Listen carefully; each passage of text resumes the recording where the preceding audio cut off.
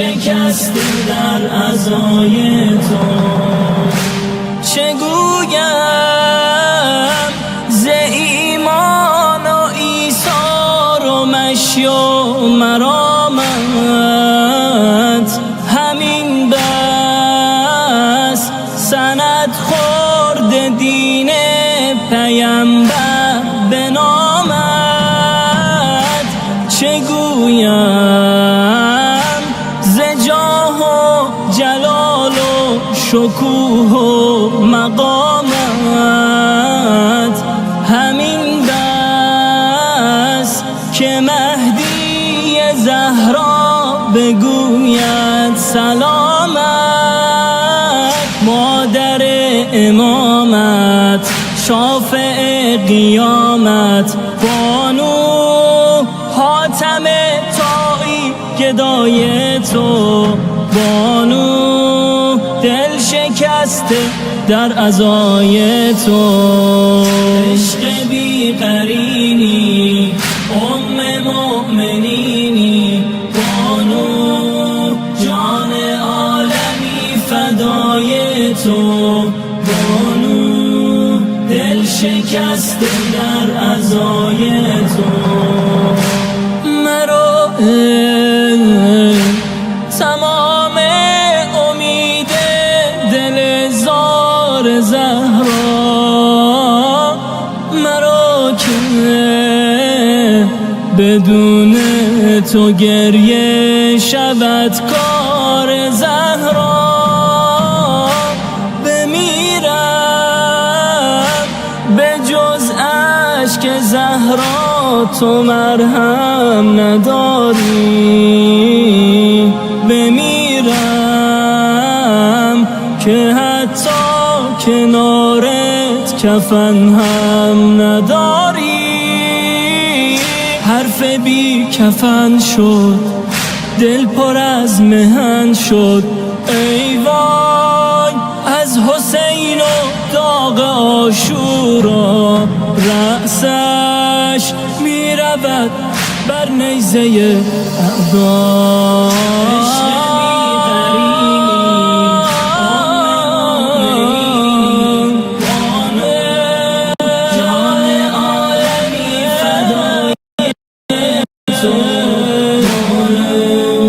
دل شکسته در عزای تو.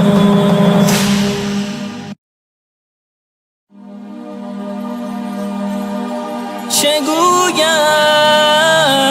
ز ایمان و ایثار و مشی و مرامت، همین بس که مهدی زهرا بگوید سلامت. عشق بی قرینی، مؤمنینی، بانو جان عالمی فدای تو، بانو دل شکسته در عزای تو. الا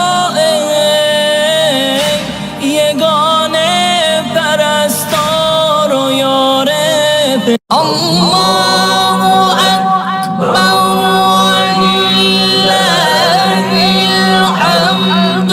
بسم الله الرحمن الرحیم. انا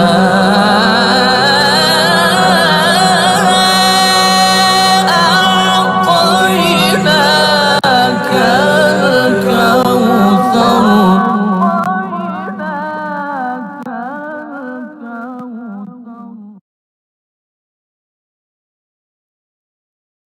أعوذ بالله من الشيطان الرجيم. بسم الله الرحمن الرحيم.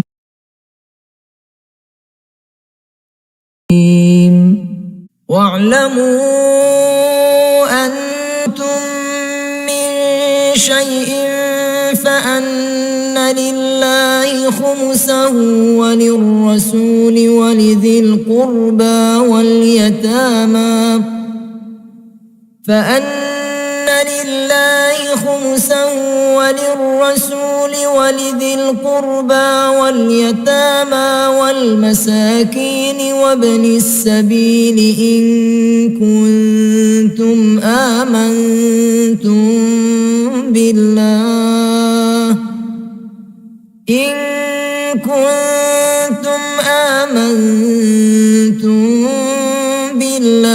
وما أنزلنا على عبدنا يوم الفرقان يوم التقى الجمعان والله على كل شيء قدير.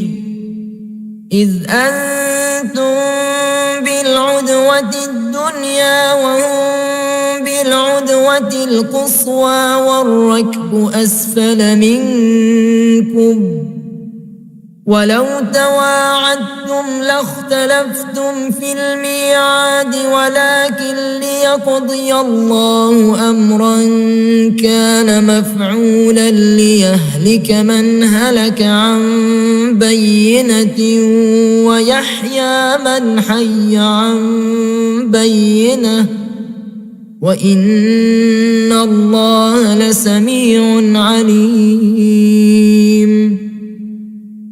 إذ يريكهم الله في منامك قليلا ولو أراكهم كثيرا لفشلتم ولتنازعتم في الأمر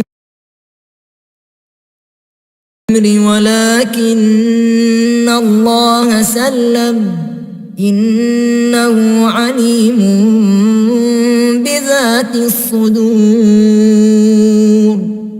وإذ يريكموهم إذ التقيتم في أعينكم قليلا ويقللكم في أعينهم ليقضي الله أمرا كان مفعولا وإلى الله ترجع الأمور.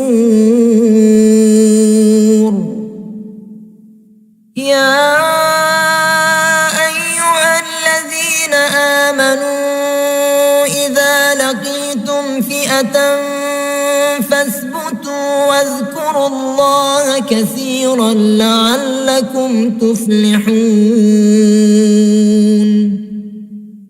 وأطيعوا الله ورسوله ولا تنازعوا فتفشلوا وتذهب ريحكم واصبروا إن الله مع الصابرين.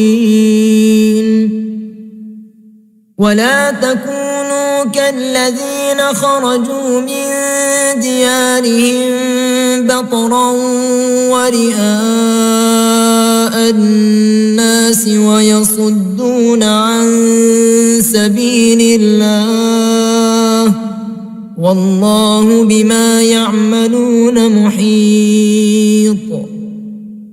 وإذ زين لهم الشيطان أعمالهم وقال لا غالب لكم اليوم من الناس وإني جار لكم فلما تراءت الفئتان نكص على عقبيه وقال إني بريء منكم إني أرى ما لا ترون إني أخاف الله والله شديد العقاب. إذ يقول المنافقون والذين في قلوبهم مرض غر هؤلاء دينهم ومن يتوكل على الله فإن الله عزيز حكيم. ولو ترى إذ يتوفى الذين كفروا الملائكة يضربون وجوههم وأدبارهم وذوقوا عذاب الحريق. ذلك بما قدمت أيديكم وأن الله ليس بظلام للعبيد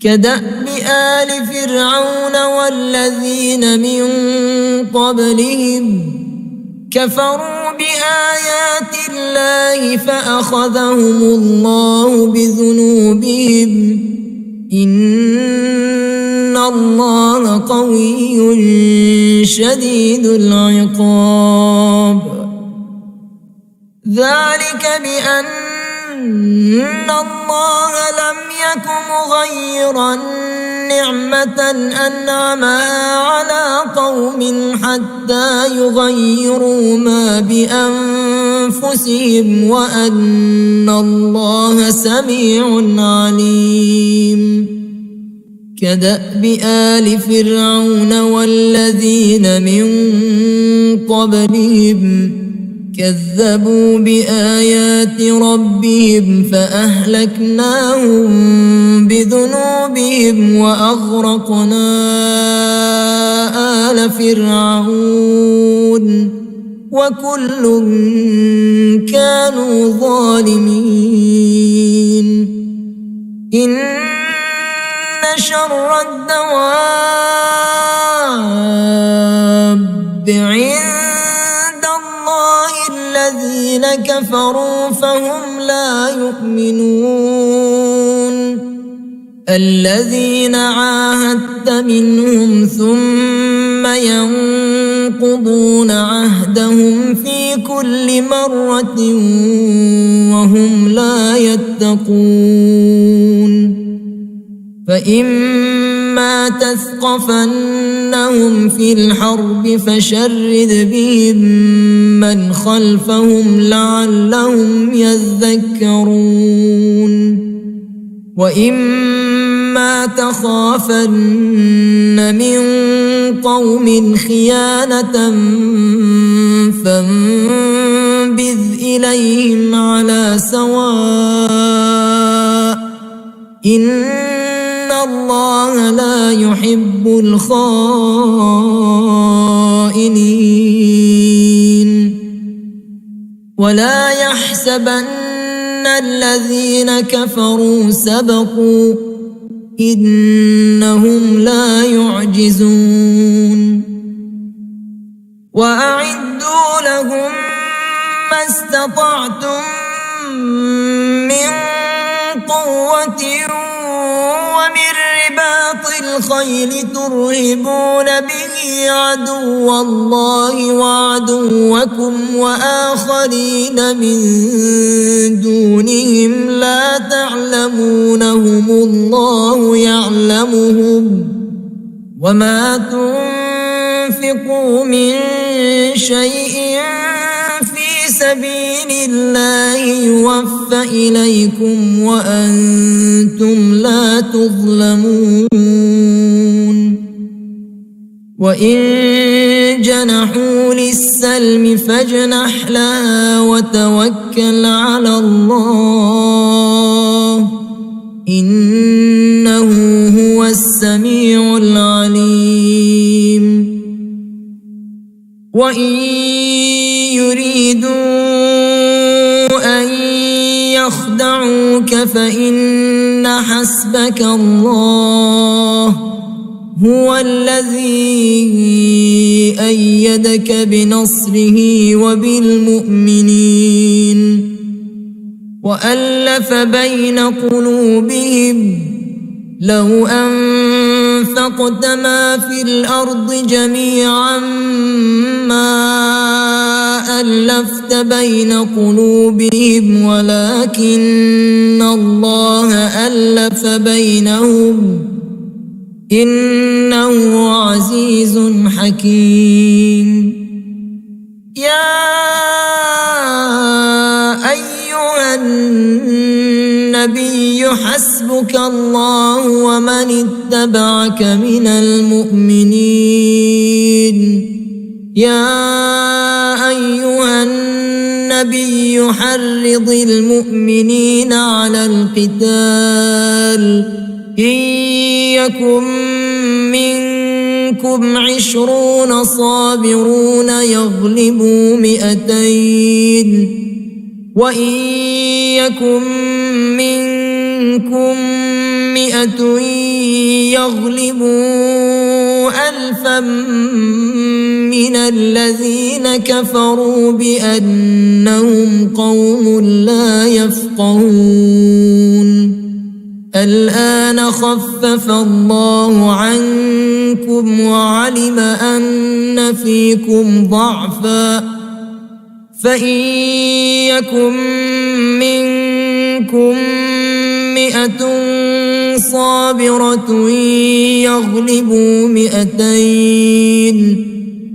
وإن يكن منكم 1000 يغلبوا 2000 بإذن الله والله مع الصابرين ما كان لنبي أن يكون له أسرى حتى يثخن في الأرض تريدون عرض الدنيا والله يريد الآخرة والله عزيز حكيم لولا كتاب من الله سبق لمسكم فيما أخذتم عذاب عظيم فكلوا مما غنمتم حلالا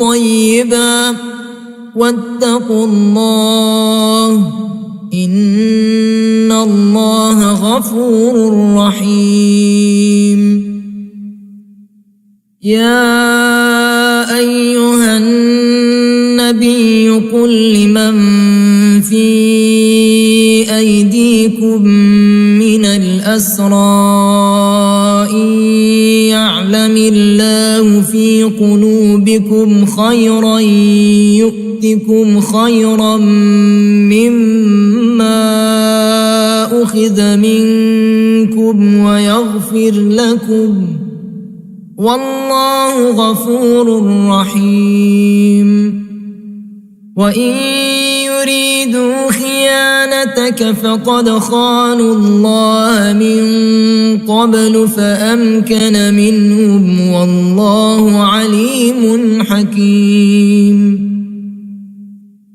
إن الذين آمنوا وهاجروا وجاهدوا بأموالهم وأنفسهم في سبيل الله والذين آووا ونصروا أولئك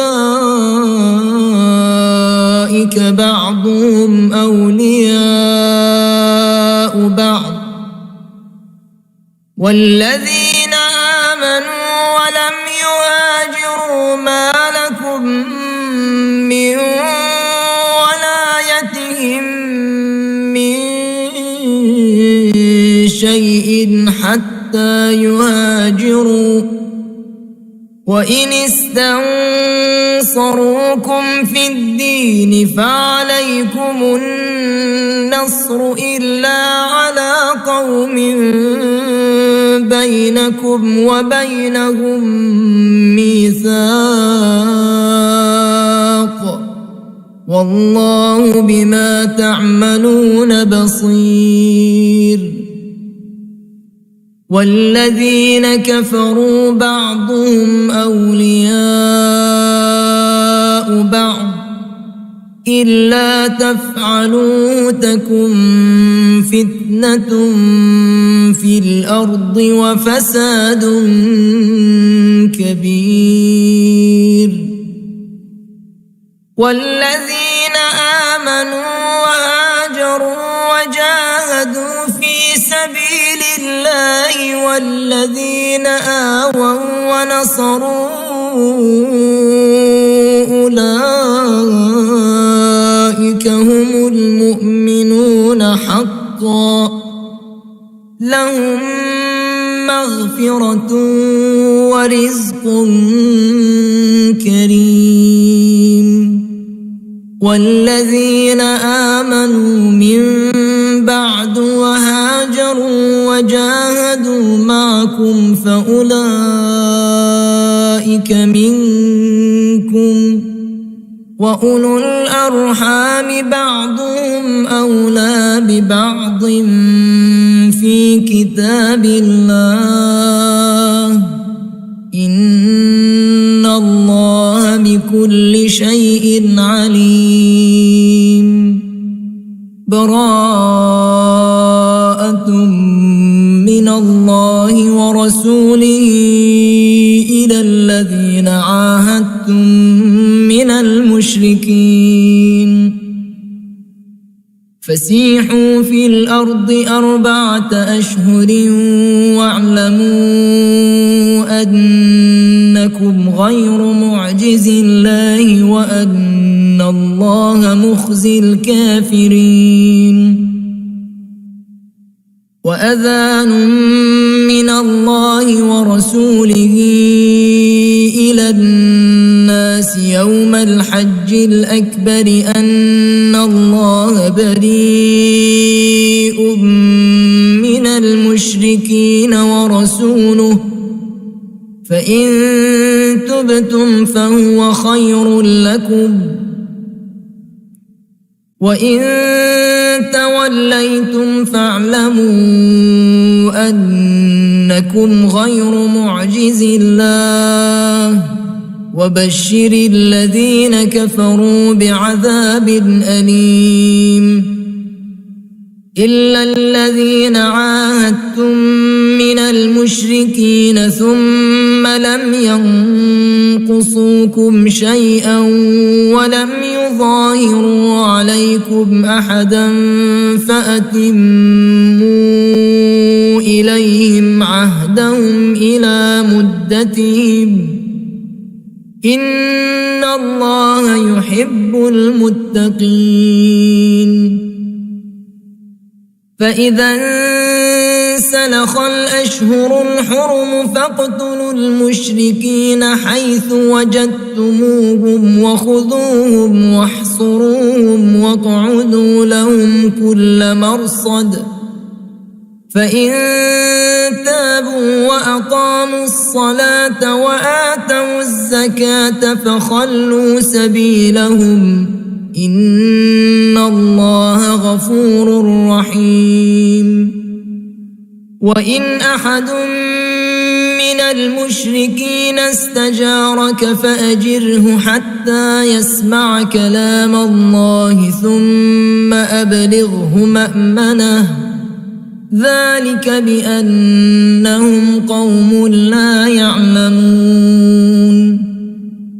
كيف يكون للمشركين عهد عند الله وعند رسوله إلا الذين عاهدتم عند المسجد الحرام، فما استقاموا لكم فاستقيموا لهم، إن الله يحب المتقين.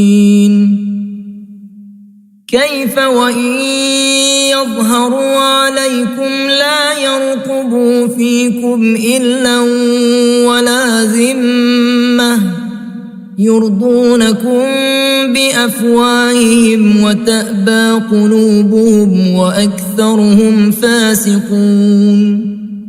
اشتروا بآيات الله ثمنا قليلا فصدوا عن سبيله، إنهم ساء ما كانوا يعملون. لا يرقبون في مؤمن إلا ولا ذمة، وأولئك هم المعتدون. فإن تابوا وأقاموا الصلاة وآتوا الزكاة فإخوانكم في الدين، ونفصل الآيات لقوم يعلمون. وإن نكثوا أيمانهم من بعد عهدهم وطعنوا في دينكم فقاتلوا أئمة الكفر إنهم لا أيمان لهم لعلهم ينتهون ألا تقاتلون قوما نكثوا أيمانهم وهموا بإخراج الرسول وهم بدؤوكم أول مرة أتخشونهم فالله أحق أن تخشوه إن كنتم مؤمنين قاتلوهم يعذبهم الله بأيديكم ويخزيهم وينصركم عليهم ويشف صدور قوم مؤمنين ويذهب غيظ قلوبهم ويتوب الله على من يشاء والله عليم حكيم أم حسبتم أن تتركوا ولما يعلم الله الذين جاهدوا منكم ولم يتخذوا من دون الله ولا رسوله ولا المؤمنين وليجة والله خبير بما تعملون ما كان للمشركين أن يعمروا مساجد الله شاهدين على أنفسهم بالكفر أولئك حبطت أعمالهم وفي النار هم خالدون إنما يعمر مساجد الله من آمن بالله واليوم الآخر وأقام الصلاة وآتى الزكاة ولم يخش إلا الله فعسى أولئك أن يكونوا من المهتدين أجعلتم سقاية الحاج وعمارة المسجد الحرام كمن آمن بالله واليوم الآخر وجاهد في سبيل الله لا يستوون عند الله والله لا يهدي القوم الظالمين الذين آمنوا وهاجروا وجاهدوا في سبيل الله بأموالهم وأنفسهم أعظم درجة عند الله وأولئك هم الفائزون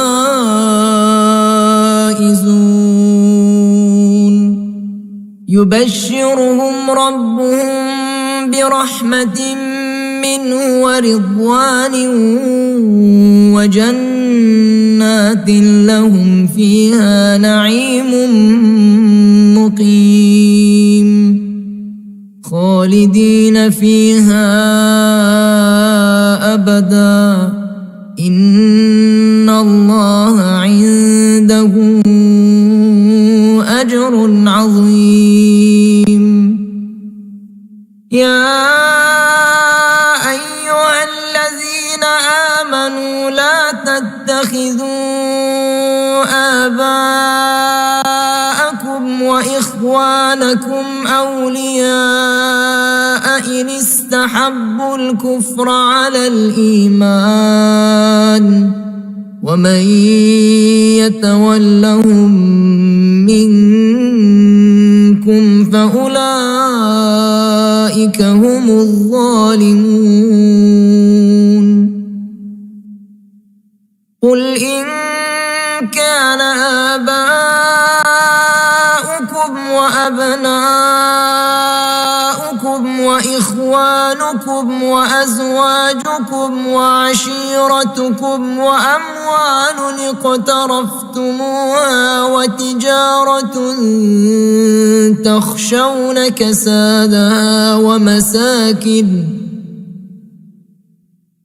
ومساكن ترضونها أحب إليكم من الله ورسوله وجهاد في سبيله فتربصوا حتى يأتي الله بأمره والله لا يهدي القوم الفاسقين لقد نصركم الله في مواطن كثيرة ويوم حنين إذ أعجبتكم كثرتكم فلم تغن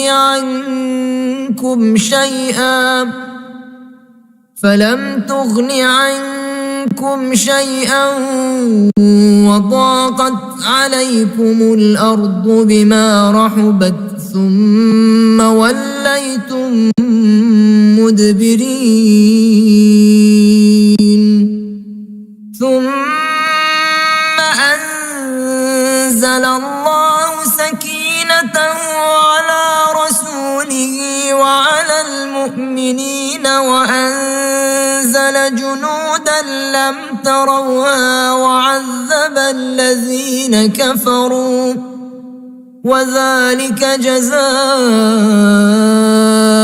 الكافرين ثم يتوب الله من بعد ذلك على من يشاء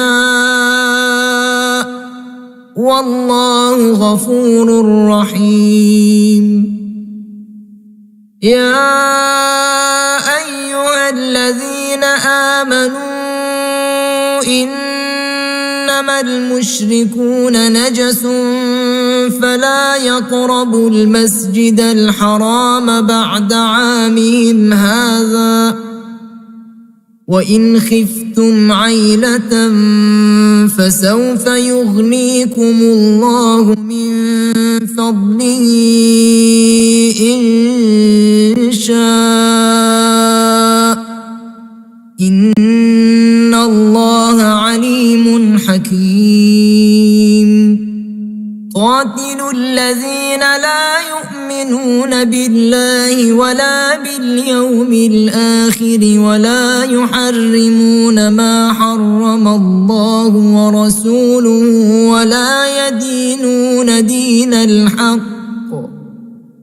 ولا يدينون دين الحق من الذين أوتوا الكتاب حتى يعطوا الجزية عن يد وهم صاغرون وقالت اليهود عزير ابن الله وقالت النصارى المسيح ابن الله ذلك قولهم بأفواههم يضاهئون قول الذين كفروا من قبل قاتلهم الله أنى يؤفكون اتخذوا أحبارهم ورهبانهم أربابا من دون الله والمسيح ابن مريم وما أمروا إلا ليعبدوا إلها واحدا لا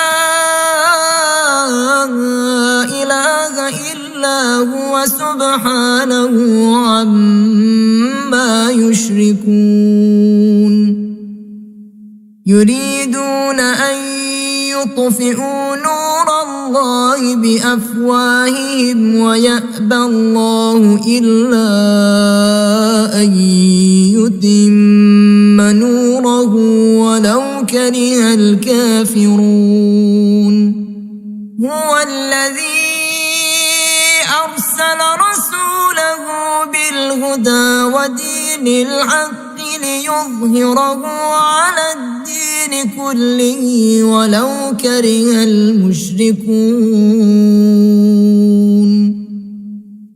يا أيها الذين آمنوا إن كثيرا من الأحبار والرهبان ليأكلون أموال الناس بالباطل ويصدون عن سبيل الله والذين يكنزون الذهب والفضة ولا ينفقونها في سبيل الله فبشرهم بعذاب أليم يوم يحمى عليها في نار جهنم فتكوى بها جباههم وجنوبهم وظهورهم هذا ما كنزتم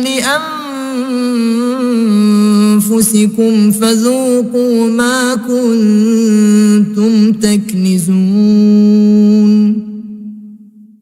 إن عدة الشهور عند الله 12 شهرا في كتاب الله يوم خلق السماوات والأرض منها 4 حرم ذلك الدين القيم فلا تظلموا فيهن أنفسكم وقاتلوا المشركين كافة كما يقاتلونكم كافة واعلموا أن الله مع المتقين إنما النسيء زيادة في الكفر يضل به الذين كفروا يحلونه عاما ويحرمونه عاما ليواطئوا عدة ما حرم الله فيحلوا ما حرم الله زين لهم سوء أعمالهم والله لا يهدي القوم الكافرين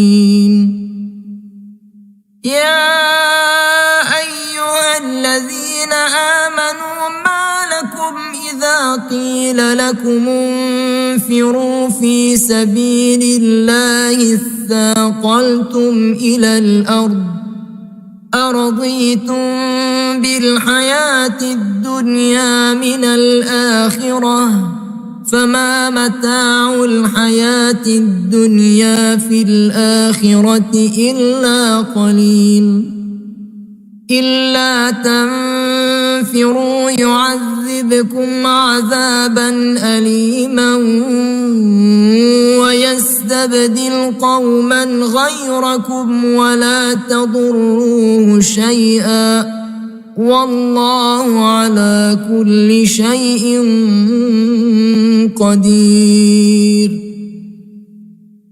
إلا تنصروه فقد نصره الله إذ أخرجه الذين كفروا ثاني اثنين إذ هما في الغار إذ يقول لصاحبه لا تحزن إن الله معنا فأنزل الله سكينته عليه وأيده بجنود لم تروها وجعل كلمة الذين كفروا السفلى وكلمة الله هي العليا والله عزيز حكيم انفروا خفافا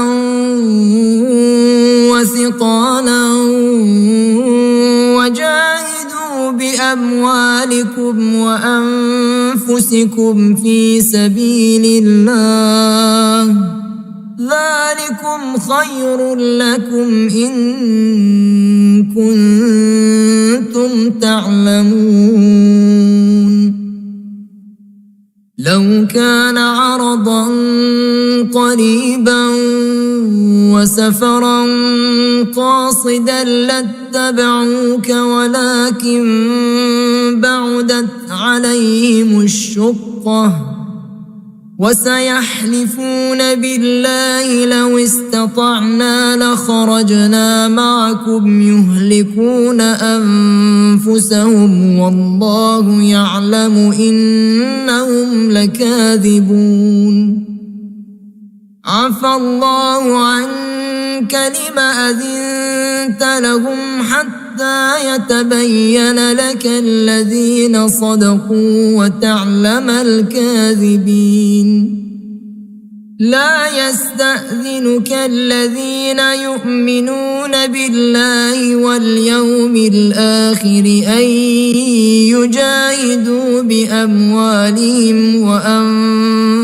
وأنفسهم والله عليم بالمتقين إنما يستأذنك الذين لا يؤمنون بالله واليوم الآخر وارتابت قلوبهم فهم في ريبهم يترددون ولو أرادوا الخروج لأعدوا له عدة ولكن كره الله بعثهم فثبطهم وقيل اقعدوا مع القاعدين لو خرجوا فيكم ما زادوكم إلا خبالا ولأوضعوا خلالكم يبغونكم الفتنة وفيكم سماعون لهم والله عليم بالظالمين لقد ابتغوا الفتنة من قبل وقلبوا لك الأمور حتى جاء الحق وظهر أمر الله وهم كارهون ومنهم من يقول ائذن لي ولا تفتني ألا في الفتنة سقطوا وإن جهنم لمحيطة بالكافرين إن تصبك حسنة تسؤهم وإن تصبك مصيبة يقولوا قد أخذنا أمرنا من قبل ويتولوا وهم فرحون قل لن يصيبنا إلا ما كتب الله لنا هو مولانا وعلى الله فليتوكل المؤمنون قل هل تربصون بنا إلا إحدى الحسنيين ونحن نتربص بكم أن يصيبكم الله بعذاب من عنده أو بأيدينا فتربصوا إنا معكم متربصون قل أنفقوا طوعا أو كرها لن يتقبل منكم إنكم كنتم قوما فاسقين وما منعهم أن تقبل منهم نفقاتهم إلا أنهم كفروا بالله وبرسوله ولا يأتون الصلاة إلا وهم كسالى ولا ينفقون إلا وهم كارهون فلا تعجبك أموالهم ولا أولادهم إنما يريد الله ليعذبهم بها في الحياة الدنيا وتزهق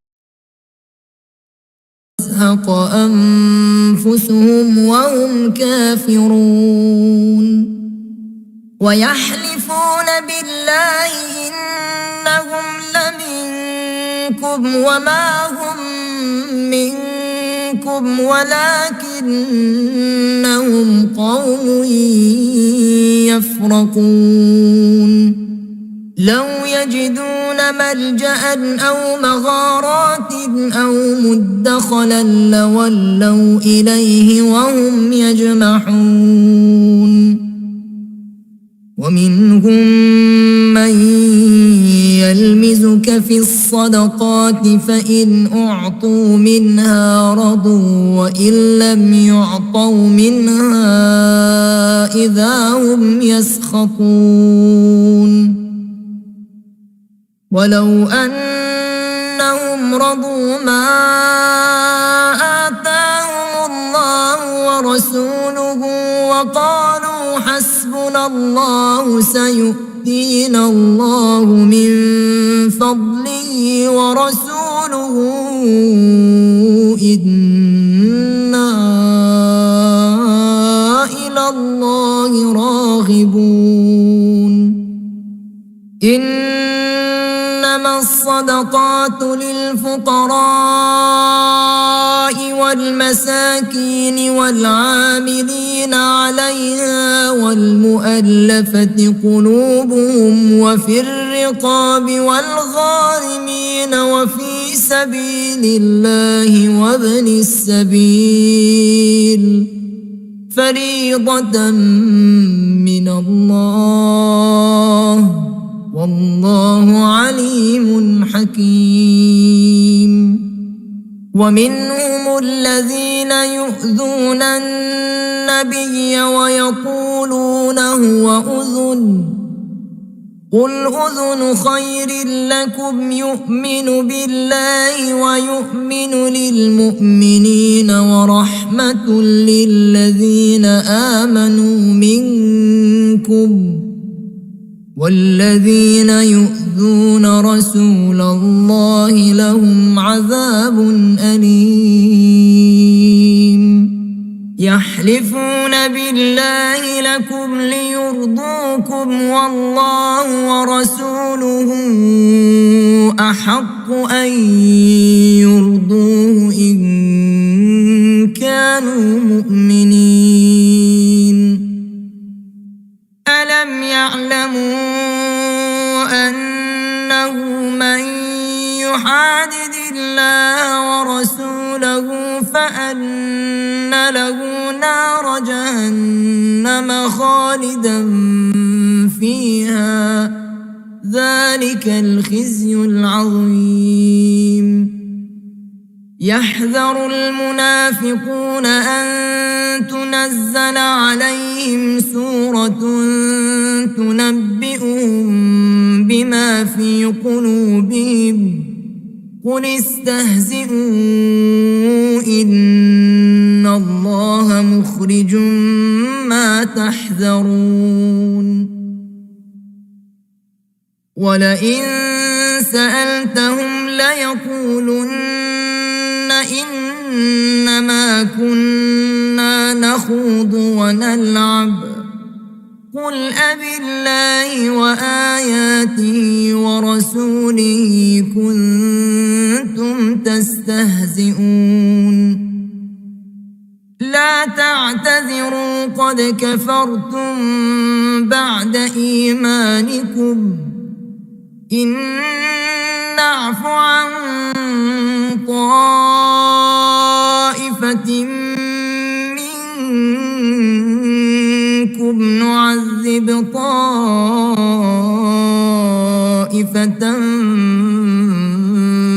بأنهم كانوا مجرمين المنافقون والمنافقات بعضهم من بعض يأمرون بالمنكر وينهون عن المعروف ويقبضون أيديهم نسوا الله فنسيهم إن المنافقين هم الفاسقون وعد الله المنافقين والمنافقات والكفار نار جهنم خالدين فيها هي حسبهم ولعنهم الله ولهم عذاب مقيم كالذين من قبلكم كانوا أشد منكم قوة وأكثر أموالا وأولادا فاستمتعوا بخلاقهم فاستمتعتم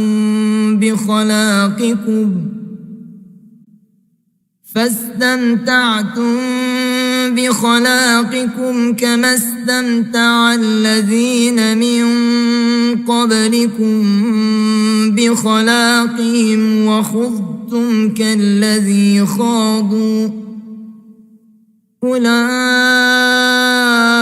حبطت أعمالهم في الدنيا والآخرة وأولئك هم الخاسرون ألم يأتهم نبأ الذين من قبلهم قوم نوح وعاد وثمود وقوم إبراهيم وأصحاب مدين والمؤتفكات أتتهم رسلهم بالبينات فما كان الله ليظلمهم ولكن كانوا أنفسهم يظلمون والمؤمنون والمؤمنات بعضهم أولياء بعض يأمرون بالمعروف وينهون عن المنكر ويقيمون الصلاة ويؤتون الزكاة ويطيعون الله ورسوله أولئك سيرحمهم الله إن الله عزيز حكيم وعد الله المؤمنين والمؤمنات جنات تجري من تحتها الأنهار خالدين فيها ومساكن طيبة في جنات عدن ورضوان من الله أكبر ذلك هو الفوز العظيم يا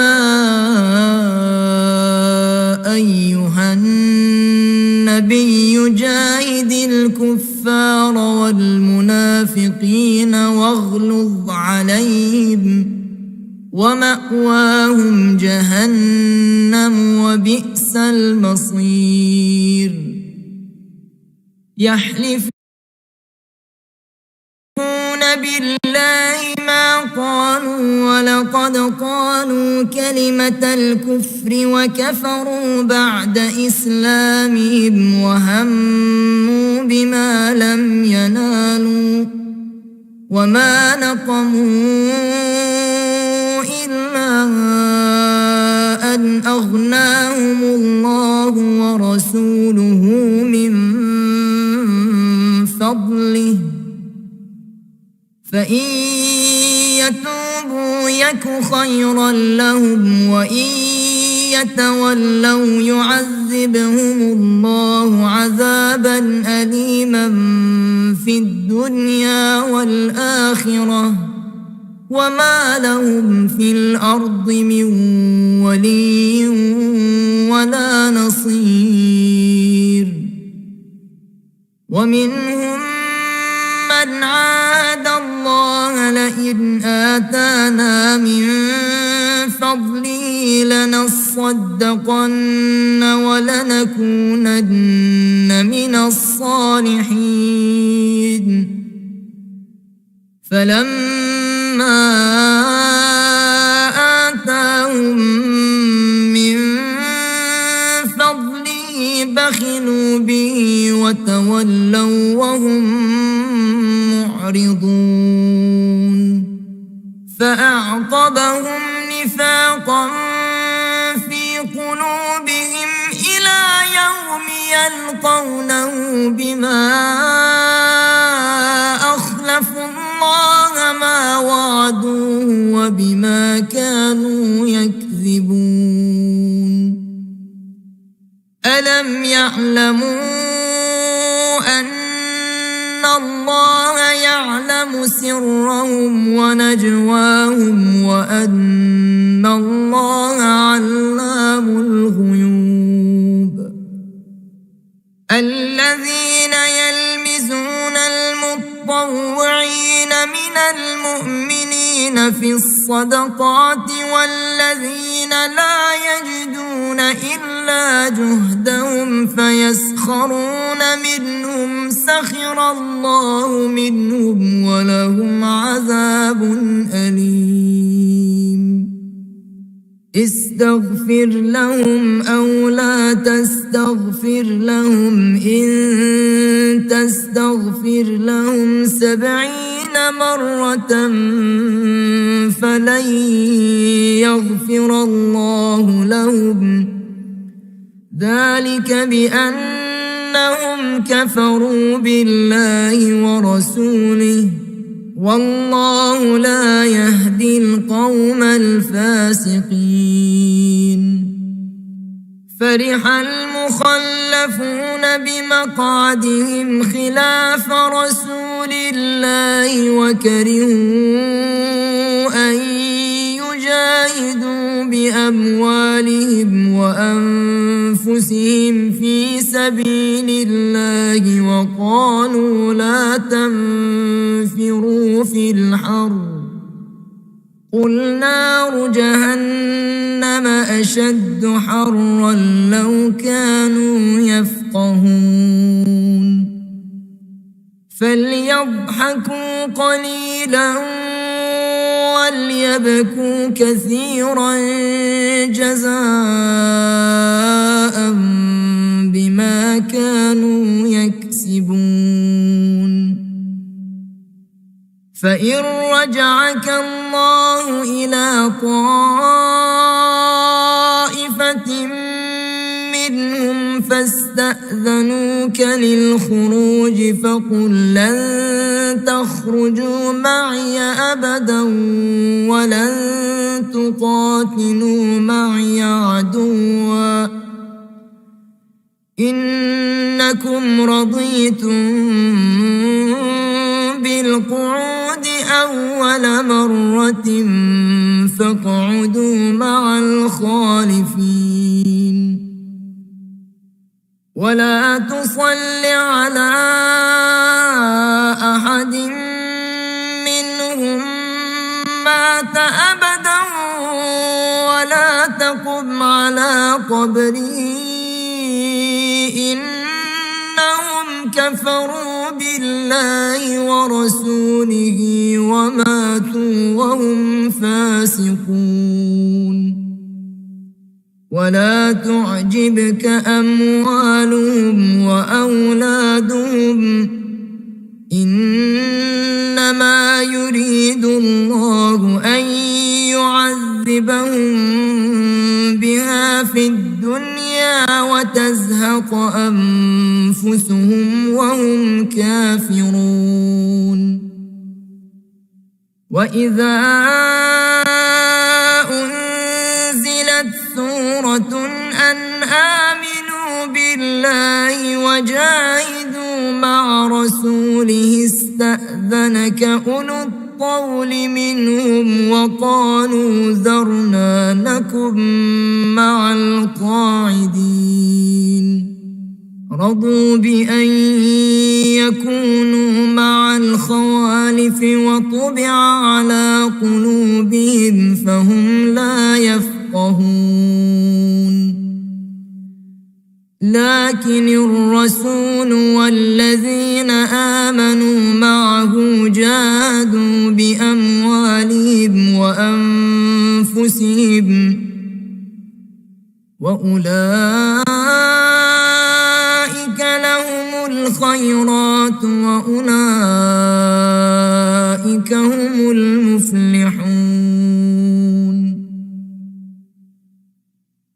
أعد الله لهم جنات تجري من تحتها الأنهار خالدين فيها ذلك الفوز العظيم وجاء المعذرون من الأعراب ليؤذن لهم وقعد الذين كذبوا الله ورسوله سيصيب الذين كفروا منهم عذاب أليم ليس على الضعفاء ولا على المرضى ولا على الذين لا يجدون ما ينفقون حرج إذا نصحوا لله ورسوله ما على المحسنين من سبيل والله غفور رحيم ولا على الذين إذا ما أتوك لتحملهم قلت لا أجد ما أحملكم عليه تولوا وأعينهم تفيض من الدمع حزنا ألا يجدوا ما ينفقون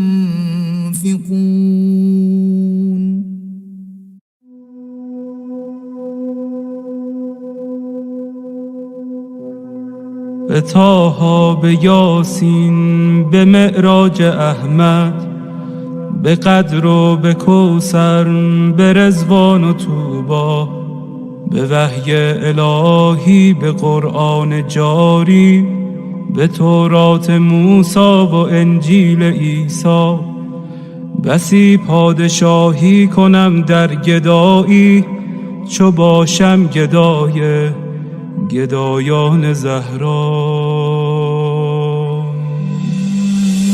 چه شبها که زهرا دعا کرده تا ما همه شیعه گردیم و بیتاب مولا غلامی این خانواده دلیل و مراد خدا بوده از خلقت ما مسیرت مشخص امیرت مشخص مکن دل ای دل بزن دل به دریا که دنیا به خسران عقبا نیرزد به دوری ز اولاد زهرا نیرزد و این زندگانی فانی جوانی خوشی‌های امروز و اینجا به افسوس بسیار فردا نیرزد.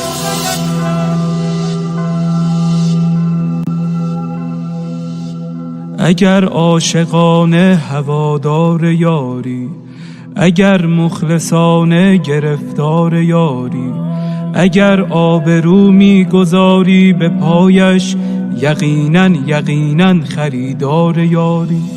بگو چند جمعه گذشتی ز خوابت، چه اندازه در ندبه ها زاری یاری، به شانه کشیدی غم سینه اش را و یا چون بقیه تو سربار یاری. اگر یک نفر را به او وصل کردی، برای سپاهش تو سردار یاری. به گریه شبی را سحر کردی یا نه، چه مقدار بیتاب و بیمار یاری. دل آشفته بودن دلیل کمی نیست، اگر بیقراری بدان یار یاری. و پایان این بیقراری بهشت است، بهشتی که سرخوش ز دیدار یاری. نسیم کرامت وزیدن گرفته و باران رحمت چکیدن گرفته. مبادا بدوزی نگاه دلت را به مردم که بازار یوسف فروشی در این دوره بد شدیدن گرفته.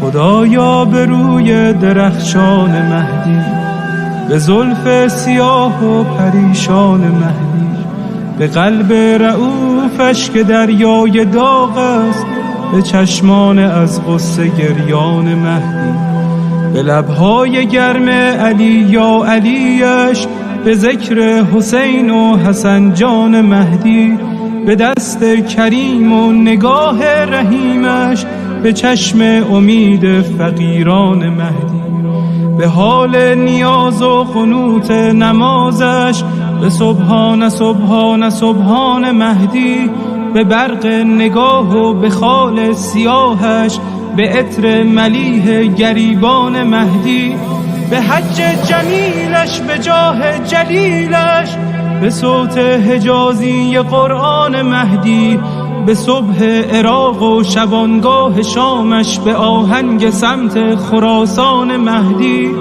به جان داده های مسیر عبورش، به شهد شهود شهیدان مهدی.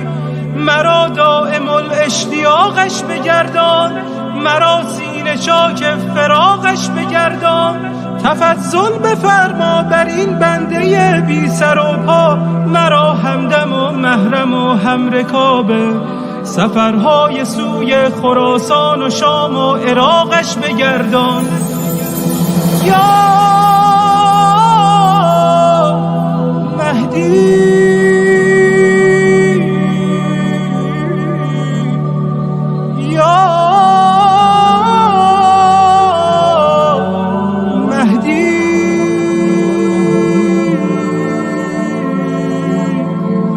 مددی.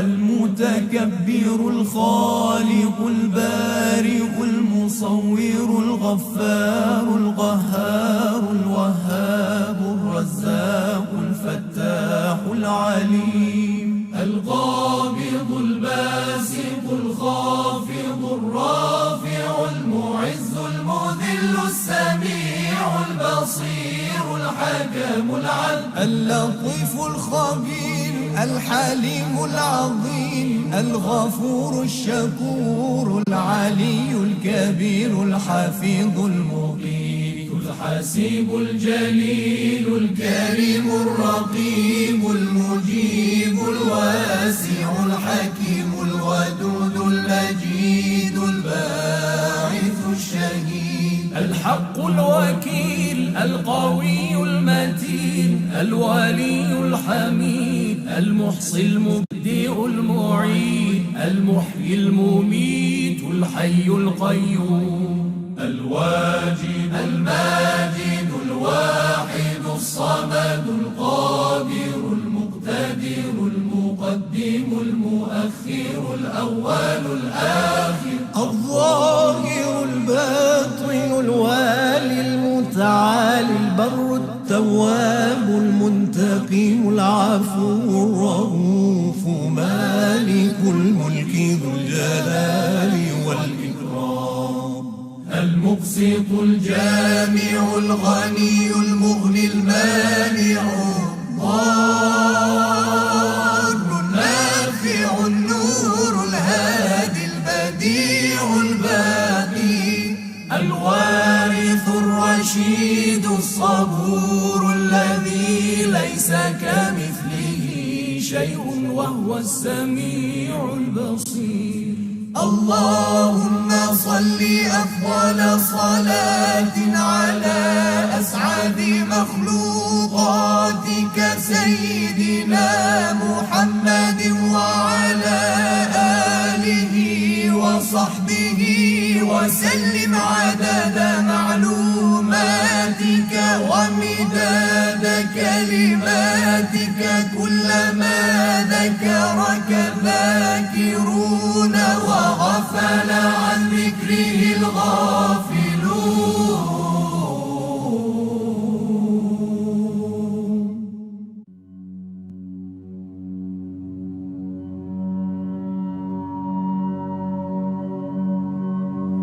ربنا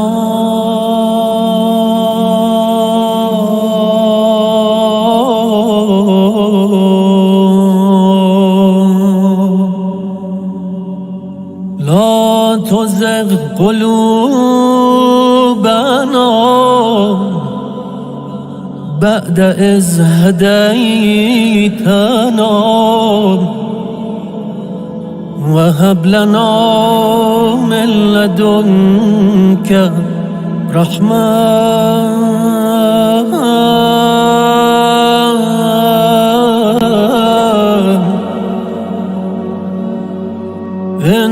إنك أنت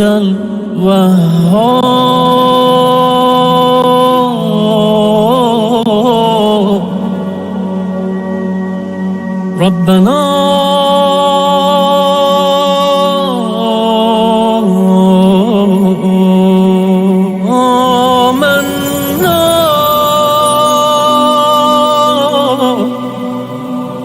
فاغفر لنا وارحمنا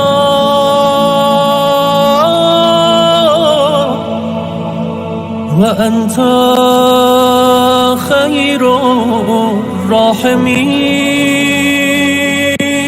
الراحمين ربنا آتنا من لدنك رحمة وهيئ لنا من أمرنا رشدا ربنا ربنا ربنا أفرغ علينا صبرا وثبت أقدامنا وانصرنا على القوم الكافرين.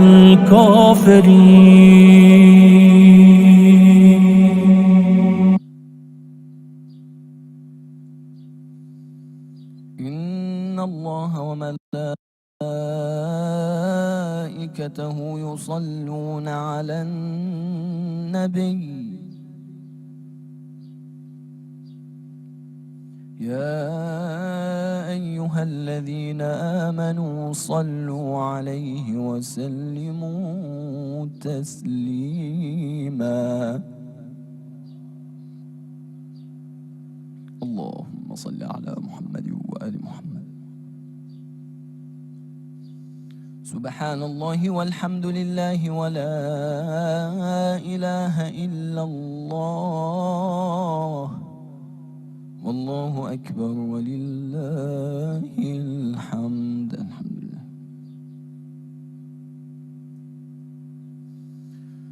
الله أكبر الله أكبر الله أكبر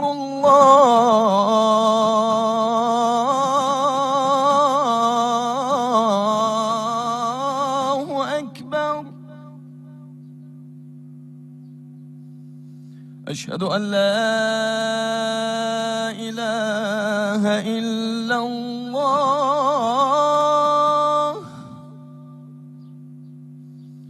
أشهد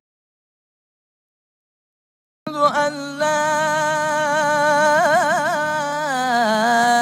إله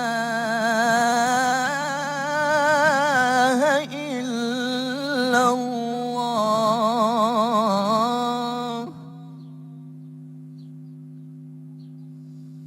أشهد أن محمدًا رسول الله.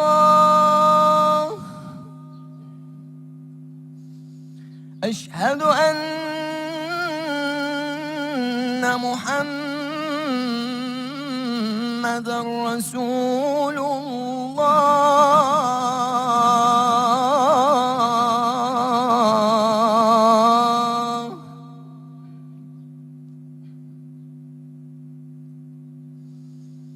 أشهد أن عليًا ولي الله.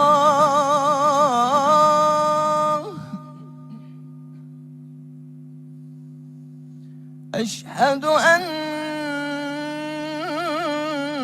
عليًا أمير المؤمنين وأبناءه المعصومين حجج الله.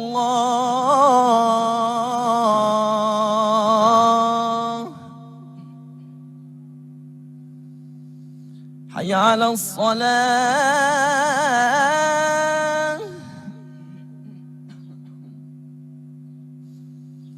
حي على الصلاة.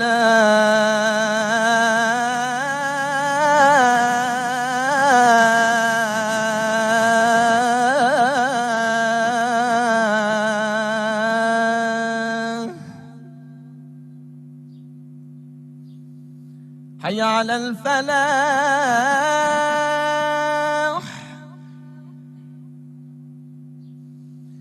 حي على الفلاح.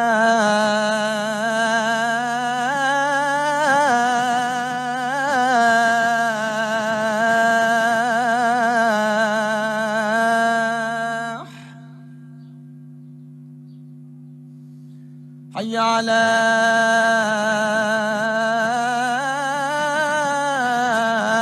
خير العمل. حي على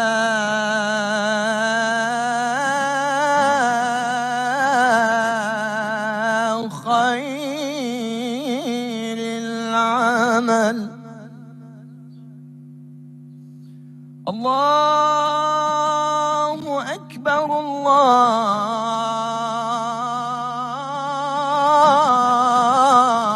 الله أكبر. لا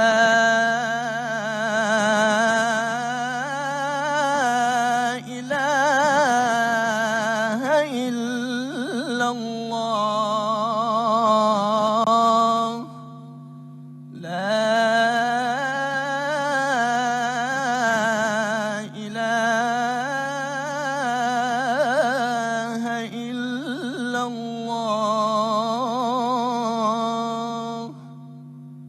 وإلى أرواح المؤمنين والمؤمنات والمسلمين والمسلمات ومن مات على الإيمان نهدي لهم ثواب سورة الفاتحة معطرة بذكر محمد وآل محمد. اللهم صل على محمد وآل محمد.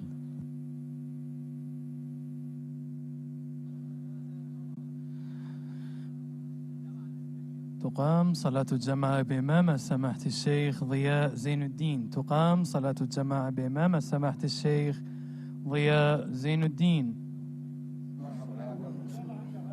استغفر الله ربي واتوب اليه. الله اكبر الله اكبر. اشهد ان لا اله الا الله واشهد ان محمدا رسول الله صلى الله عليه وسلم. اشهد ان عليا ولي الله. اشهد ان عليا حجة الله.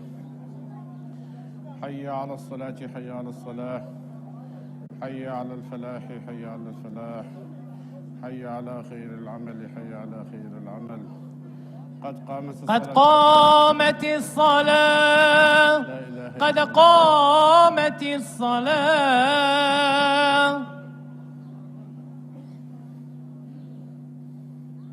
الله أكبر. الله أكبر. تكبيرة الإحرام. الحمد لله رب العالمين الرحمن الرحيم مالك يوم الدين. إياك نعبد وإياك نستعين. اهدنا الصراط المستقيم صراط الذين أنعمت عليهم غير المغضوب عليهم ولا الضالين.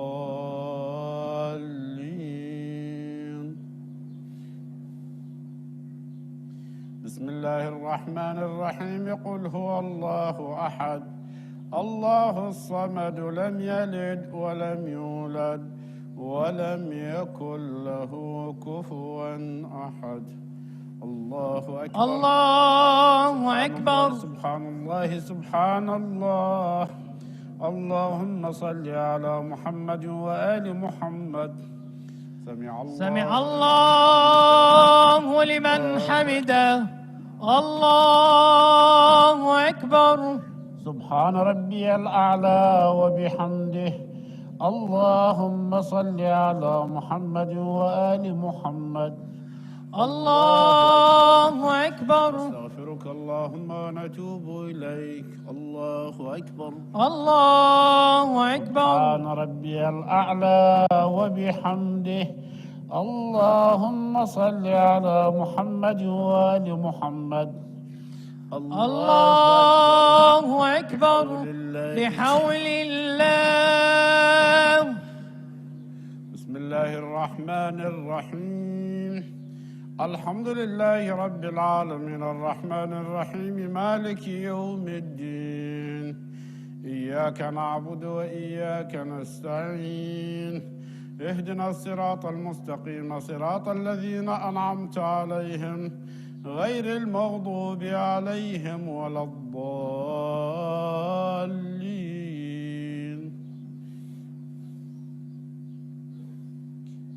بسم الله الرحمن الرحيم. إذا زلزلت الأرض زلزالها وأخرجت الأرض أثقالها وقال الإنسان ما لها يومئذ تحدث أخبارها بأن ربك أوحى لها يومئذ يصدر الناس أشتاتا ليروا أعمالهم فمن يعمل مثقال ذرة خيرا يره ومن يعمل مثقال ذرة شرا يره. الله أكبر. لا إله إلا الله الحليم الكريم. ربنا لا تؤاخذنا إن نسينا أو أخطأنا. ربنا ولا تحمل علينا إصرا كما حملته على الذين من قبلنا. ربنا ولا تحملنا ما لا طاقة لنا به واعف عنا واغفر لنا وارحمنا أنت مولانا فانصرنا على القوم الكافرين بجاه محمد وآله الطيبين الطاهرين صلواتك عليه وعليهم أجمعين. الله أكبر. الله أكبر. سبحان ربي العظيم وبحمده. اللهم صل على محمد وآل محمد. سمع الله لمن حمده. الله أكبر. سبحان ربي الأعلى وبحمده. اللهم صل على محمد وآل محمد. الله أكبر. نستغفرك اللهم ونتوب إليك. الله أكبر. الله أكبر. سبحان ربي الأعلى وبحمده. اللهم صل على محمد وآل محمد. الله أكبر. الحمد لله. لا إله إلا الله وحده لا شريك له، وأشهد أن محمدا عبده ورسوله. اللهم صل على محمد وآل محمد وتقبل شفاعته وارفع درجته بحول الله.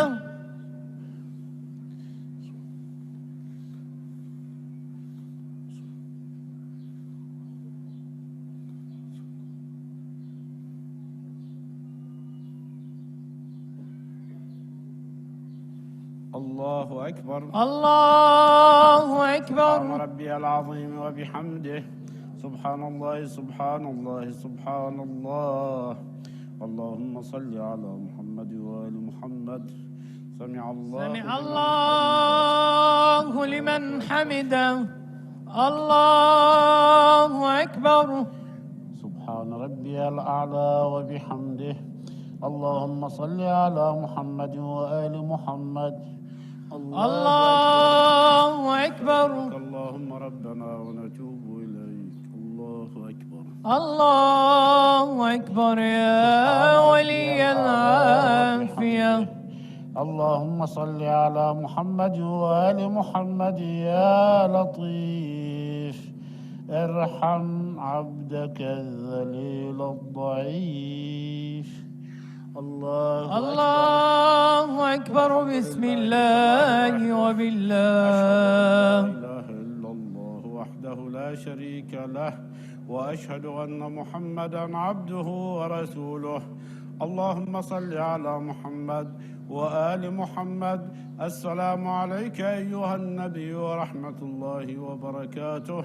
السلام علينا وعلى عباد الله الصالحين. السلام عليكم ورحمة الله وبركاته. السلام عليكم ورحمة الله وبركاته. السلام عليكم ورحمة الله وبركاته. لا إله إلا الله. بسم الله الرحمن الرحيم.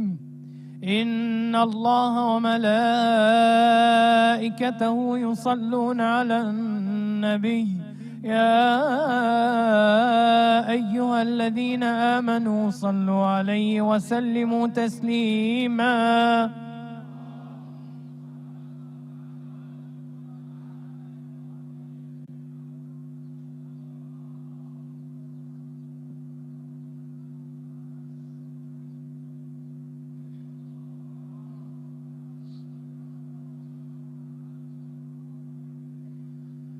تسبيحة الزهراء سلام الله عليها.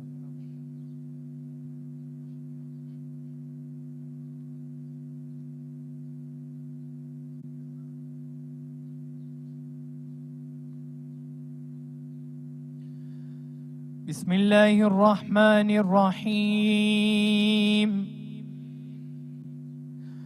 اللهم إني أسألك موجبات رحمتك وعزائم مغفرتك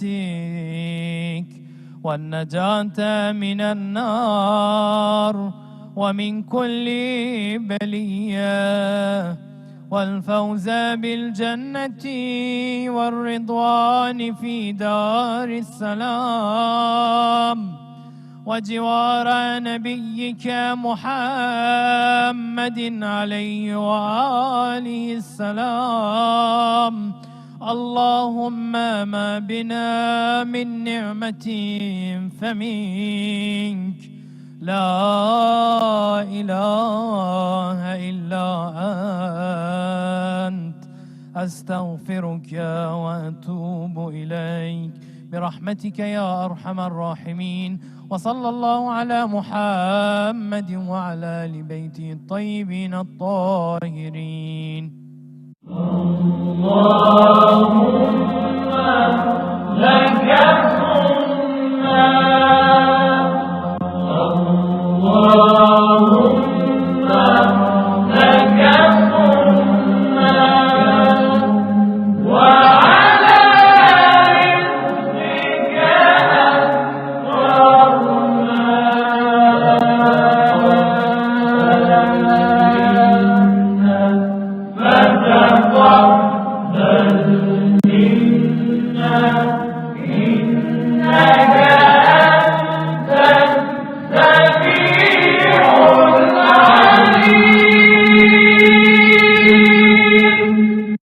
اللهم صل على محمد وآل محمد. يا علي يا عظيم يا غفور يا رحيم، أنت الرب العظيم الذي ليس كمثله شيء وهو السميع البصير. وهذا شهر عظمته وكرمته وشرفته وفضلته على الشهور، وهو الشهر الذي فرضت صيامه علي، وهو شهر رمضان الذي أنزلت فيه القرآن هدى للناس وبينات من الهدى والفرقان، وجعلت فيه ليلة القدر وجعلتها خيرا من 1000 شهر. فيا ذا المن ولا يمن عليك، من علي بفكاك رقبتي من النار، في من تمن عليه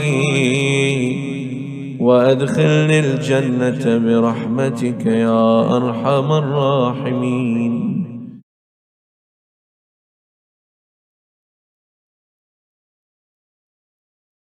بسم الله الرحمن الرحيم. اللهم صل على محمد وآل محمد. اللهم اجعلني فيه من المتوكلين عليك، واجعلني فيه من الفائزين لديك، واجعلني فيه من المقربين إليك بإحسانك يا غاية الطالبين.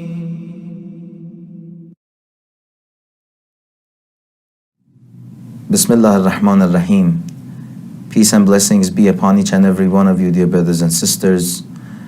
Today is the 10th day of the month of Ramadan, and on this day we commemorate the departure of Lady Khadija Salamullah alayha. Not only that she was the mother of Lady Fatima al-Zahra and the best wife of the Prophet, to the extent that Prophet said, no one for me would be like Khadija Salamullah alayha, but also if it wasn't for her support of the Prophet and the message of Islam, probably many of us wouldn't have been Muslim today. So on this day we pray that Allah subhanahu wa ta'ala grants us the ability to spend from what we have in spreading the message of truth, following our role model, Lady Khadija Salamullah alayha. The dua for the 10th day is as follows. Bismillahir Rahmanir Rahim. Allahumma ja'alni fiha min al-mutawakkilin alayk. O Allah, on this day, make me among those who rely on you. وَاجْعَلْنِي فِيهِ مِنَ الْفَائِزِينَ لَدَيْكَ. And place me amongst those who you consider to be successful. وَاجْعَلْنِي فِيهِ مِنَ الْمُقَرِّبِينَ إِلَيْكَ. And place me amongst those who are near to you. بِإِحْسَانِكَ يَا غَايَةَ الطَّالِبِينَ. By your favor, O goal of the seekers. From the verses of the Holy Quran, we know that tawakkul is an ethical virtue. It's in fact one of the best ethical virtues, and it's the manifestation of monotheism and tawheed that exists in hearts of the mu'mineen and believers. Also, in the traditions and riwayats, we have lots of emphasis on tawakkul. The Holy Prophet of Islam, peace be upon him and his pure progeny, sallallahu alayhi wa sallam, says, "Man sarrahu an yakuna aqwa an-nas falyatawakkal ala Allah."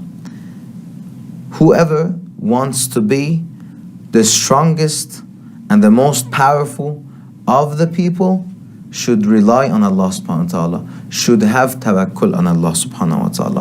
What is tawakkul? Tawakkul, or relying on Allah subhanahu wa ta'ala, is in fact nothing but believing in the fact that la mu'athira fil wujud illallah. Believing in the fact that there is no one, or no one is effective in this universe except Allah subhanahu wa ta'ala. No one has power except Allah subhanahu wa ta'ala. No one has control except Allah subhanahu wa ta'ala. No one has majesty except Allah subhanahu wa ta'ala. La mu'athira fil wujud illallah. So on this day, we ask Allah subhanahu wa ta'ala to place us amongst those who are mutawakkilin. Why? Because it leads us to the next step. The mutawakkilin are fa'izin. Why? The fa'izin have three aspects, three descriptions, three qualities in the Holy Quran. Number one, obedience of Allah subhanahu wa ta'ala and His Messenger. Number two, khashiyat. And number three is taqwa. Khashiyah is described to be God-fearing, but translating it the right way, or defining it the right way, we should say khashiyah is that it's not being God-fearing to the extent that you're scared or fearful from the punishment of Allah subhanahu wa ta'ala. Rather, you understand the immensity of Allah subhanahu wa ta'ala, the majesty of Allah subhanahu wa ta'ala, the greatness of Allah subhanahu wa ta'ala, and because of that you don't disobey Him. That's khashiyat. It's an internal force that drives you to be good. It's an internal power and belief that helps you refrain from doing the wrong. And taqwa, that state of being God-fearing, that is reflecting upon your actions. So that's the difference between khashiyah and taqwa. Khashiyah is internal, taqwa is the manifestation of it outside. Sometimes we have a belief inside, but bringing that into action is a challenging point. And if we ask Allah subhanahu wa ta'ala to be amongst the mutawakkilin, and then from the fa'izin, who are the successful ones, then we can ask Allah subhanahu wa ta'ala to place us amongst the muqarrabin. Muqarrabin is the highest status, those closest friends or the closest servants of Allah subhanahu wa ta'ala that are above everyone else, that they are placed in the highest level of the heavens. They are the ones whose actions are دوباره همینجا بگم. They're the ones who are held very highly accountable for the actions. So we ask Allah subhanahu wa ta'ala to place us amongst these three categories. بإحسانك يا غاية الطالبين. By your favor and ihsan, ya غاية الطالبين, the goal of the seekers. Inshallah. Keep us in your du'as. Wassalamu alaikum wa rahmatullahi wa barakatuh.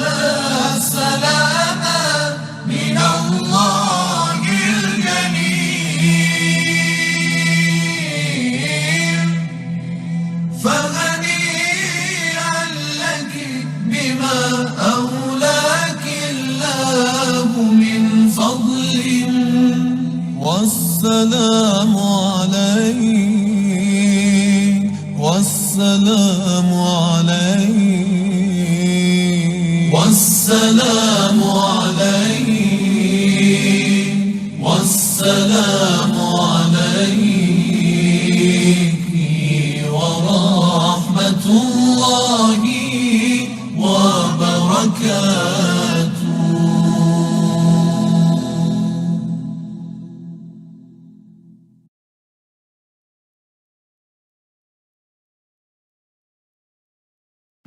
Bismillah ar-Rahman ar-Rahim. It is the month of Ramadan. It is a time where Allah has allowed for us to dedicate more specific time for Him. During these days of the month of Ramadan, which are very important for us Muslims, we want to change ourselves. We want to become a better person. And the discussion that we have for the next 10 days are about how to become a true Muslim, how to live an Islamic lifestyle. In these discussions, we'll talk about some of the pillars and foundations of a Muslim's life. That a Muslim lifestyle is full of Tawheed, the oneness of God. A Muslim's lifestyle is full of ubudiyat and being a servant or slave to God. And a Muslim's lifestyle should be full of walayat, meaning the authority of the Ahlul Bayt alayhi salam. For us to benefit more and to change ourselves easier, when we reflect and look at the lives of the Prophet of Islam and his family members, it is much easier for us to connect to them and then to change. Of those holy figures is the holy lady Khadija, the holy spouse and dear spouse of the Holy Prophet of Islam, that they lived 25 years and were married 25 years together. Unfortunately, there has been a movement in history to downgrade her status, unfortunately, and to bring some of the other wives of the Prophet up in status. But Lady Khadija, according to contemporary scholars, she was married at the age of around 25 or 28 and was unmarried. Her only child was Lady Fatima Zahra Salamullah alayha from the Holy Prophet of Islam. Therefore, the Bani Umayyads have done a tremendous job in bringing her status down, which for them was very important, to make her be married at the age of 40, or for her to be married before, so that for them, this trait of being unmarried, being very young, could be more prevalent in some of the other wives of the Holy Prophet of Islam. But Lady Khadija was exceptional. She was a genius. She had much barakat from Allah, that she had a international trading company, as we could say today, that throughout the Muslim world or throughout the Arabian world to even Ethiopia, in history you see that she had 1,000 camels that would trade for her. She had 1,000 servants that would work for her. She had a home so large in Mecca that maybe possibly the city could gather inside of that house. She was one of the richest and most successful business ladies of Arabia. But when you look at her life, we see that she devoted everything that she had to the Prophet of Islam.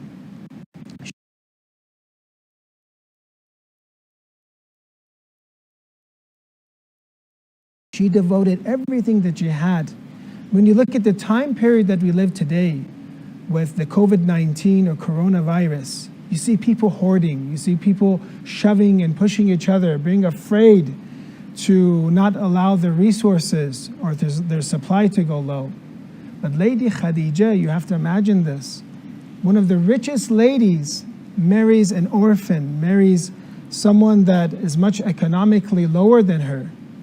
But she sacrifices so much, gives so much of her wealth, that in Sheba Abi Talib, the valley that the Muslims were blocked and there were sanctions against the Muslims had to share a date to stay alive.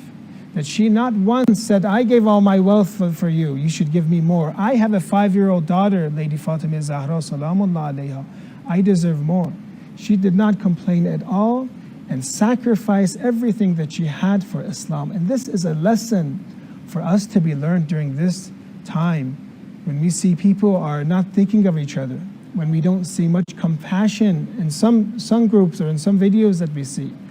At the other time, we see, yes, we see our physicians, our nurses, the doctors sacrificing their lives. And these are things that a Muslim should incorporate in their life. A Muslim should sacrifice. A Muslim should be willing to give up what they have for their brothers and sisters, for all of humanity. Lady Khadija has a very interesting life. She was one of the holiest ladies in Islam. I don't know if you know this, but when she married the Holy Prophet of Islam, many of the women of Arabia did not want to help her when she wanted to give birth to Lady Fatima Zahra. They excluded her. When a woman needs the most help, when she needs assistance, they left her alone. But instead, it says in the book of narrations that many holy women came. Lady Maryam, the mother of Isa alayhi salam, the sister of Prophet Musa alayhi salam, Asiya came. And other holy ladies came to comfort her, to help her when Lady Khadija was going to have Lady Fatima Zahra. This was from the blessings of Allah. And of the many things that she has done, when we look at her will and many of the lessons, you see that she had a will that we can look at and reflect on. That when Lady Fatima Zahra Salamullah alayha is 5 years old, imagine such a day. It is in Mecca, in such a day that Lady Khadija has passed away. In the tradition in Amaliyat Shaykha Tulsi, a very old book, says, she comes and says, Ya abati, aina ummi? Oh father, where is my mother? Imagine the Prophet of Islam is wondering how to tell Lady Fatima Zahra that she has lost her mother. There, Jibreel in this narration comes and says, Allah gives your salams to you, Lady Fatima. Allah gives your salams and tells you that your mother, Lady Khadija, is in a house, a pearl house, with ruby and gold decorations, living with the mother of Isa alayhi salam, living with other holy ladies. She's in a very high position. All that wealth that she sacrificed, all that money that she gave, none of it has gone away. It has been a treasure for her. It has been protected and kept for her in the hereafter. Then she has a will. In that will, in the books of history, it says, one of the first things she wanted from the Holy Prophet of Islam, she asks for forgiveness for her shortcomings. A lady that has spent her entire wealth for Islam and sacrificed her social status, she asks for forgiveness, meaning that she sees herself in debt to the Muslims. She sees herself in debt to Islam. Brothers and sisters, many times we help out in masajid, we help out in centers, we help out in Muslim schools, but we think people owe us something for this voluntary act. We think that now the Muslims have to owe us something. But actually learn from Lady Khadija. Be selfless, be sincere, that she sacrificed everything and then she said, forgive me, O Prophet of Islam, forgive me for my shortcomings. 2, she continued in the will, it says, I want you to take care of my girl. I want you to take care of Fatima Zahra, as she has become motherless after my death.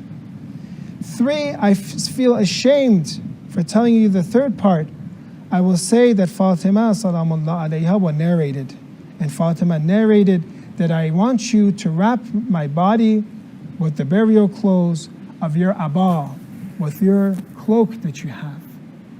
That Lady Khadija, with all her status, the status of the mother of Isa alayhi salam, the Maryam, the status of Asiya, she is afraid of death. The traditions say, in some of the traditions, if we have 70 acts of 70 prophets, imagine the Prophet Adam, Nuh, Musa, Isa alayhi salam, if you have the actions of them, but still what we see in the Day of Judgment will frighten us. We won't be allowed to rely on those actions. We'll still be frightened, because khawf and fear of Allah is something that everybody should have. None of us should think that we have such good actions that there's a guarantee that I'm going to stay away from the hellfire. So these are some of the lessons that we learned from Lady Khadija today, that we want to change ourselves. We learn to love Lady Khadija. We learn that she has such a high status in Islam. And we learn that she has sacrificed everything and was still in debt to the Muslims. She felt in debt to the Muslims. She felt in debt to the Prophet of Islam. And that she became one of the greatest women of paradise. May Allah, inshallah, resurrect us and make us with the position of Lady Khadija. And may we, inshallah, incorporate her in our life and to change our lifestyle in this month of Ramadan and make us more like Lady Khadija, the wife of the Holy Prophet of Islam. Allahumma salli ala Muhammad wa ali Muhammad. بسم الله الرحمن الرحيم اللهم إني أفتتح الثناء بحمدك، وأنت مسدد للصواب بمنك، وأيقنت أنك أنت أرحم الراحمين في موضع العفو والرحمة، وأشد المعاقبين في موضع النكال والنقمة، وأعظم المتجبرين في موضع الكبرياء والعظمة. اللهم أذنت لي في دعائك ومسألتك، فاسمع يا سميع مدحتي، وأجب يا رحيم دعوتي، وأغل يا غفور عثرتي. فكم يا إلهي من كربة قد فرجتها، وهموم قد كشفتها، وعثرة قد أغلتها، ورحمة قد نشرتها، وحلقة بلاء قد فككتها. الحمد لله الذي لم يتخذ صاحبة ولا ولدا، ولم يكن له شريك في الملك، ولم يكن له ولي من الظلم، وكبره تكبيرا. الحمد لله بجميع محامده كلها، على جميع نعمه كلها. الحمد لله الذي لا مضاد له في ملكه، ولا منازع له في أمره. الحمد لله الذي لا شريك له في خلقه، ولا شبيه له في عظمته. الحمد لله الفاشي في الخلق أمره وحمده، الظاهر بالكرم مجده، الباسط بالجود يده، الذي لا تنقص خزائنه ولا تزيده كثرة العطاء إلا جودا وكرما، إنه هو العزيز الوهاب. اللهم إني أسألك قليلا من كثير، مع حاجة بي إليه عظيمة، وغناك عنه قديم، وهو عندي كثير، وهو عليك سهل يسير. اللهم إن عفوك عن ذنبي، وتجاوزك عن خطيئتي، وصفحك عن ظلمي، وسترك على قبيح عملي، وحلمك عن كثير جرمي، عندما كان من خطئي وعمدي أطمعني في أن أسألك ما لا أستوجبه منك، الذي رزقتني من رحمتك، وأريتني من قدرتك، وعرفتني من إجابتك، فصرت أدعوك آمنا، وأسألك مستأنسا، لا خائفا ولا وجلا، مدلا عليك فيما قصدت فيه إليك. فإن أبت عني عتبت بجهلي عليك، ولعل الذي أبطى عني هو خير لي لعلمك بعاقبة الأمور، فلم أر مولا كريما أصبر على عبد الليم منك علي يا رب. إنك تدعوني فأبلي عنك، وتتحبب إلي فأتبغض إليك، وتتودد إلي فلا أقبل منك، كأن لي التطول عليك. فلم يمنعك ذلك من الرحمة لي والإحسان إلي والتفضل علي بجودك وكرمك. فارحم عبدك الجاهل وجود عليهم بفضل إحسانك، إنك جواد كريم.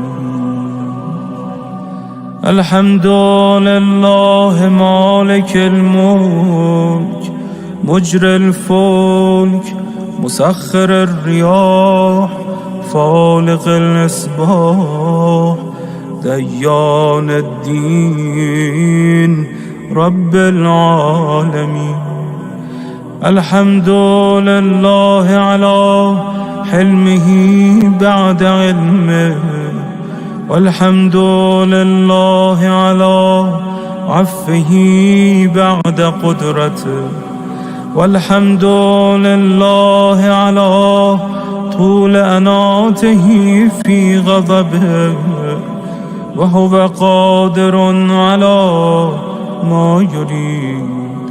الحمد لله خالق الخلق باسط الرزق فالق الإصباح ذي الجلال والإكرام والفضل والإنعام، الذي بعد فلا يرى وقرب فشهد النجوى تبارك وتعالى. الحمد لله الذي ليس له منازع يعادل، ولا شبيه يشاكل، ولا ظهير يعاضد. قهر بعزته العزة وتواضع لعظمته العظمى، فبلغ بقدرته ما يشاء.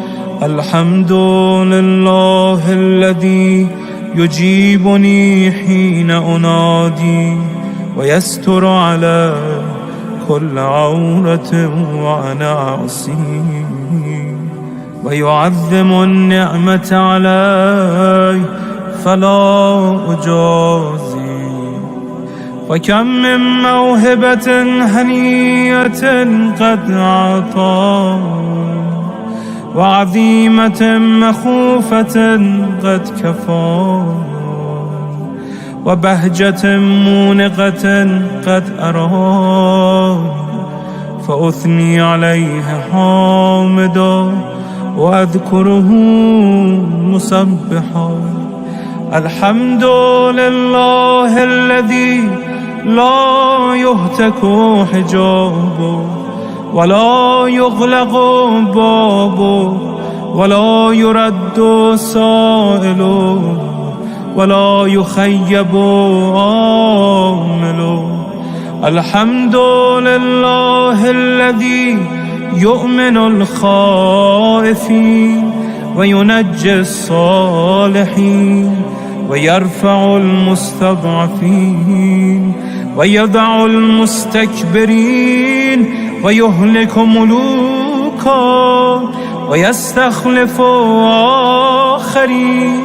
والحمد لله قاسم الجبارين مبير الظالمين مدرك الهاربين نكال الظالمين صريخ المستصرخين موضع حاجات الطالبين معتمد المؤمنين الحمد لله الذي من خشيته ترعد السماء وسكانها وترجف الأرض وعمارها وتموج البحار ومن يسبح في غمراته الحمد لله الذي هدانا لهذا وما كنا لنهتدي لولا أن هدانا الله الحمد لله الذي يخلق ولم يخلق ويرزق ولا يرزق ويطعم ولا يطعم ويميت الأحياء ويحيي الموتى وهو حي لا يموت بيده الخير وهو على كل شيء قدير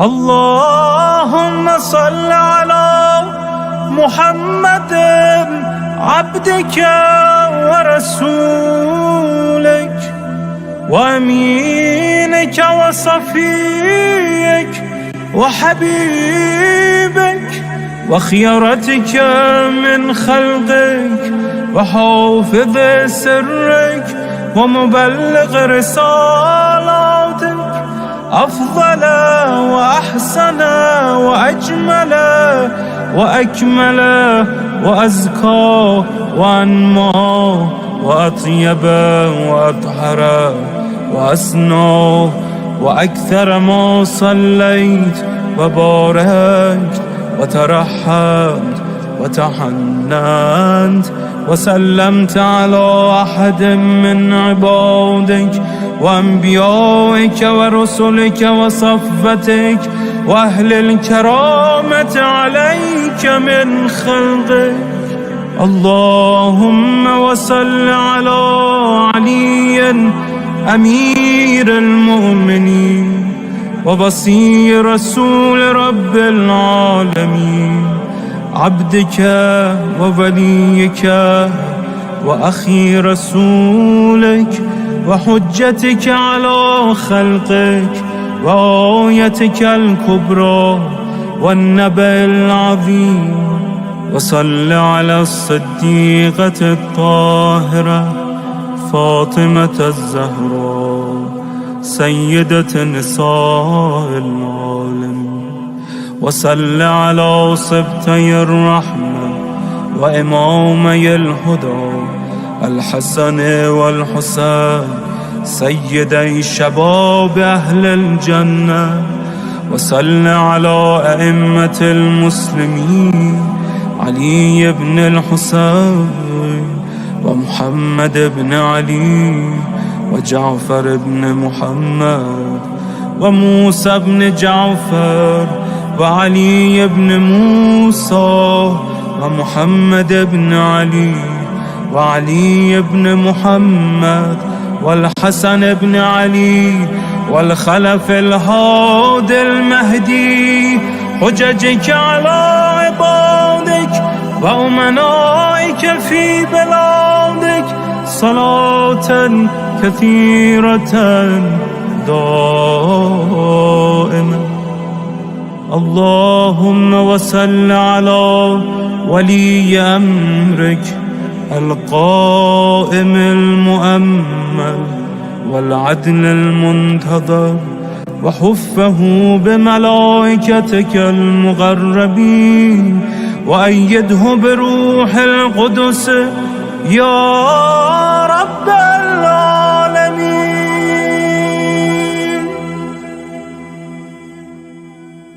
اللهم اجعله الداعي إلى كتابك والقائم بدينك استخلفه في الأرض كما استخلفت الذين من قبله مكن له دينه الذي ارتضيته له أبدله من بعد خوفه أمنا يعبدك لا يشرك بك شيئا. اللهم أعزه وأعزز به وانصره وانتصر به وانصره نصرا عزيزا وافتح له فتحا يسيرا واجعل له من لدنك سلطانا نصيرا. اللهم أظهر به دينك وسنة نبيك حتى لا يستخفي بشيء من الحق مخافة أحد من الخلق. اللهم إنا نرغب إليك في دولة كريمة تعز بها الإسلام وأهله وتذل بها النفاق وأهله وتجعلنا فيها من الدعاة إلى طاعتك والقادة إلى سبيلك وترزقنا بها كرامة الدنيا والآخرة. اللهم ما عرفتنا من الحق فحملنا وما غسرنا عنه فبلغنا. اللهم المم به شعثنا واشعب به صدعنا وارتق به فتقنا وكثر به قلتنا وأعزز به ذلتنا وأغن به عائلنا واغض به عن مغرمنا واجبر به فقرنا وسد به خلتنا ويسر به عسرنا وبيض به وجوهنا وفك به أسرنا وأنجح به طلبتنا وأنجز به مواعيدنا واستجب به دعوتنا وأعطنا به سؤلنا وبلغنا به من الدنيا والآخرة آمالنا وأعطنا به فوق رغبتنا يا خير المسؤولين وأوسع المعطين. اشف به صدورنا واذهب به غيظ قلوبنا واهدنا به لما اختلف فيه من الحق بإذنك إنك تهدي من تشاء إلى صراط مستقيم. وانصرنا به على عدوك وعدونا إله الحق آمين. اللهم إنا نشكو إليك فقد نبينا صلواتك عليه وآله وغيبة ولينا وكثرة عدونا وقلة عددنا وشدة الفتن بنا وتظاهر الزمان علينا. فصل على محمد وآله وعنا على ذلك بفتح منك تعجله وبضر تكشفه ونصر تعزه وسلطان حق تظهره ورحمة منك تجللنا وعافية منك تلبسنا برحمتك يا أرحم الراحمين.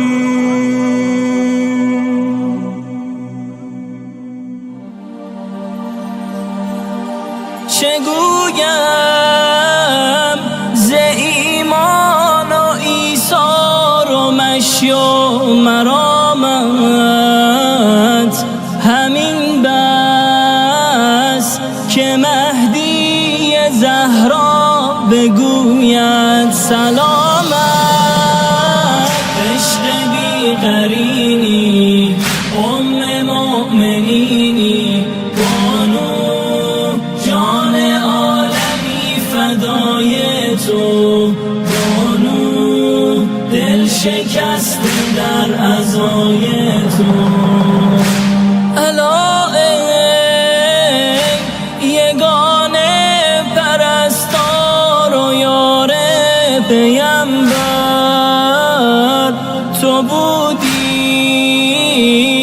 به هر غصه و غم کنار پیمبر، تویی که شده دامنت مهد زهرای اطهر، تویی که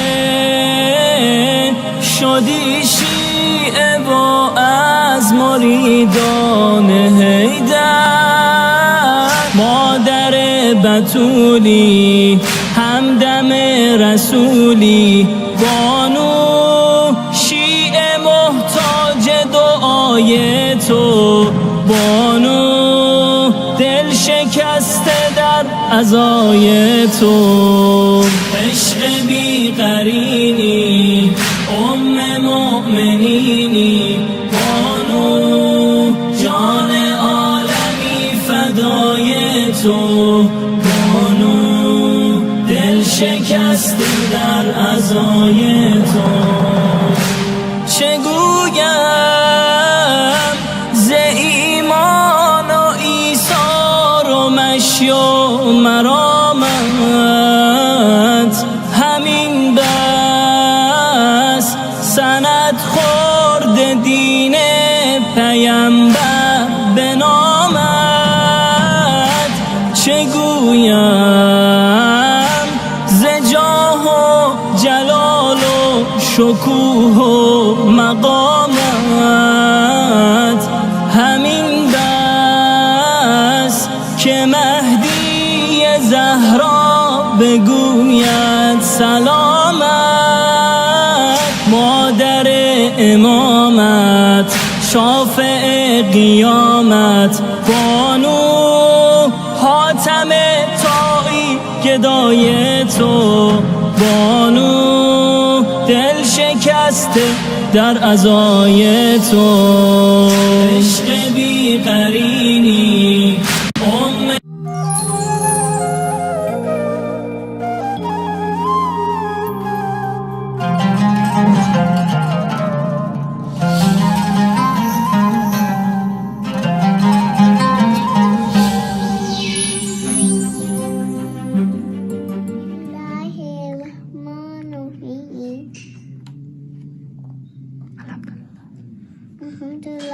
Rabbil Alameen, Rahman Ar-Rahim, Maliki Yawmiddin, Iyyaka na'budu wa iyyaka nasta'in, Ihdina Siratal Mustaqim, Siratal Ladzina An'amta alayhim, ghayril maghdubi alayhim.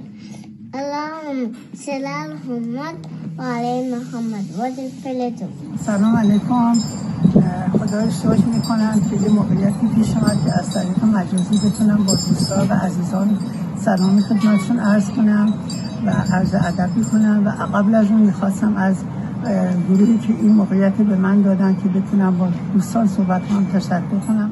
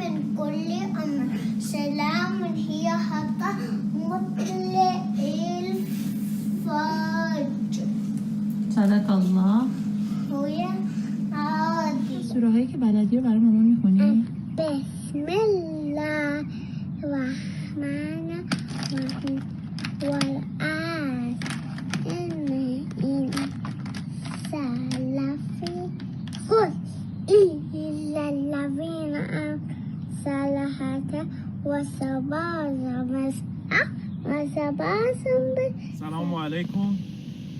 I hope all friends and family are doing well, inshallah. It's been a month of Ramadan that has started over just a week. Inshallah, your Ramadan is Kareem. I hope that you guys have prosperity in this month, that all your du'as will be granted, inshallah, and that above most, that your health and your family members are all doing well. Please keep us in your du'as. Assalamu alaikum wa rahmatullahi wa barakatuh. سلام بر همه عزیزان و دوستان. ماه رمضان بر شما مبارک باشه. امیدوارم که طاعات و عبادات همگی قبول درگاه الهی باشه. برای همتون شادی و سلامتی آرزو دارم. برای ما هم دعا کنید.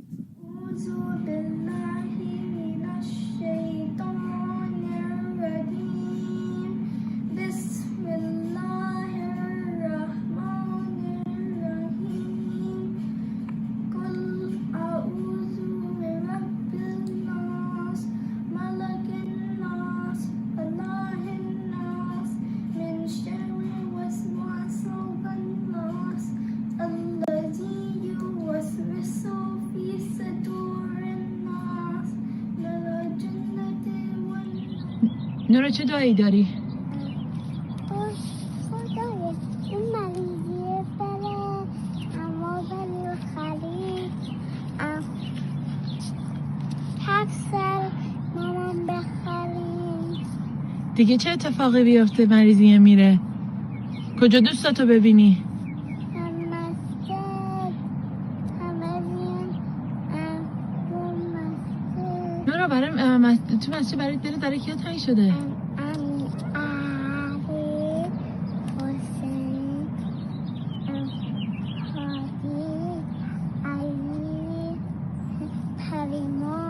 Salam, hello everyone, my name is Mohan Hussain. Happy Ramadan, stay safe, may your du'as be accepted, and inshallah I see you in the masjid. Konnichiwa, hola, ¿cómo estás? Happy Ramadan, may your prayers be blessed this month. سلام علیکم. امیدوارم حال همتون خوب باشه. دلمون برای همتون تنگ شده. ما رمضان سختی رو پی میکنیم. عادت داریم به غذاهای هیئتی درست کردن و آش و حلوا و سبزی رو. خلاصه هر شب به یاد تک تکتون هستیم. دلمون برای همتون تنگ شده.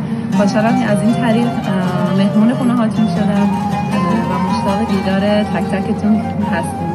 التماس دعا. خدا نگهدار. سلام، نماز روزه همه قبول باشه. قبول باشه. ممنون. رمضان مبارک.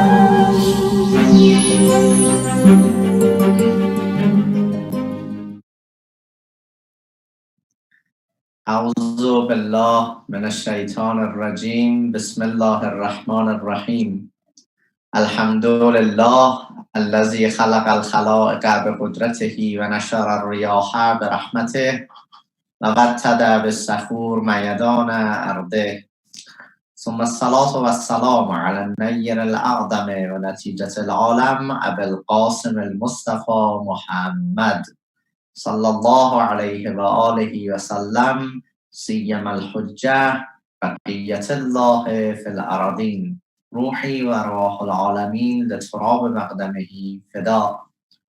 Dear brothers and sisters, Salamun Alaikum wa Rahmatullahi wa Barakatuh. Alhamdulillah that Allah subhanahu wa ta'ala gave me another opportunity to be with you tonight and celebrate another blessed night of the blessed month of Ramadan. Yes, my dear brothers and sisters, we started a conversation from the first night that we had this program about the Zahir and the Batin of our Ahkam, the inner and the outer aspects of our acts of worship, the esoteric and exoteric dimensions of our belief system, and also some of the ibadat that we do. And in that regard, we are able, alhamdulillah, to cover 10 different examples and case studies up till now. Tonight, I'm going to add one more point about the last case study, which, as I said, was the most important one, Salat, prayer, our daily prayer especially. And then answer the question of how we can get deeper. What is one of the best ways that we can we can go to understand the deeper aspects of our a'mal. So regarding the last point that I mentioned about salat, I want to bring two concepts again, which I have mentioned before briefly, but I want to expand it tonight. And that is the concept of a deposit salat and a cash salat. So the zahir aspect of our prayer, the zahiri prayer or salat, is that sometimes, most of the time for us, salat has a deposit aspect. But the real form of salat, instead of having a deposit aspect, needs to have a cash aspect in it, a cash perspective in it. Let me explain a little bit more about this. What do I mean by a cash perspective, or what do I mean by a deposit perspective, and what are the differences between the two, and how we can change our understanding, our thinking regarding salat? Because as I said in the first session, when some of the brothers or sisters asked about hudur al-qalb for salat, I told you the hudur al-qalb in salat, the presence of our heart in salat, will not happen by few tips. It's not like that. It is a concept. It is the way that we have conceptualized salat in our mind. It is the way, the system that we think about salat, that needs to change. And if we don't change that, no matter how many tips we practice, still that hudur al-qalb in salat will come someday and will go in another time. So we need to change that foundational understanding of salat.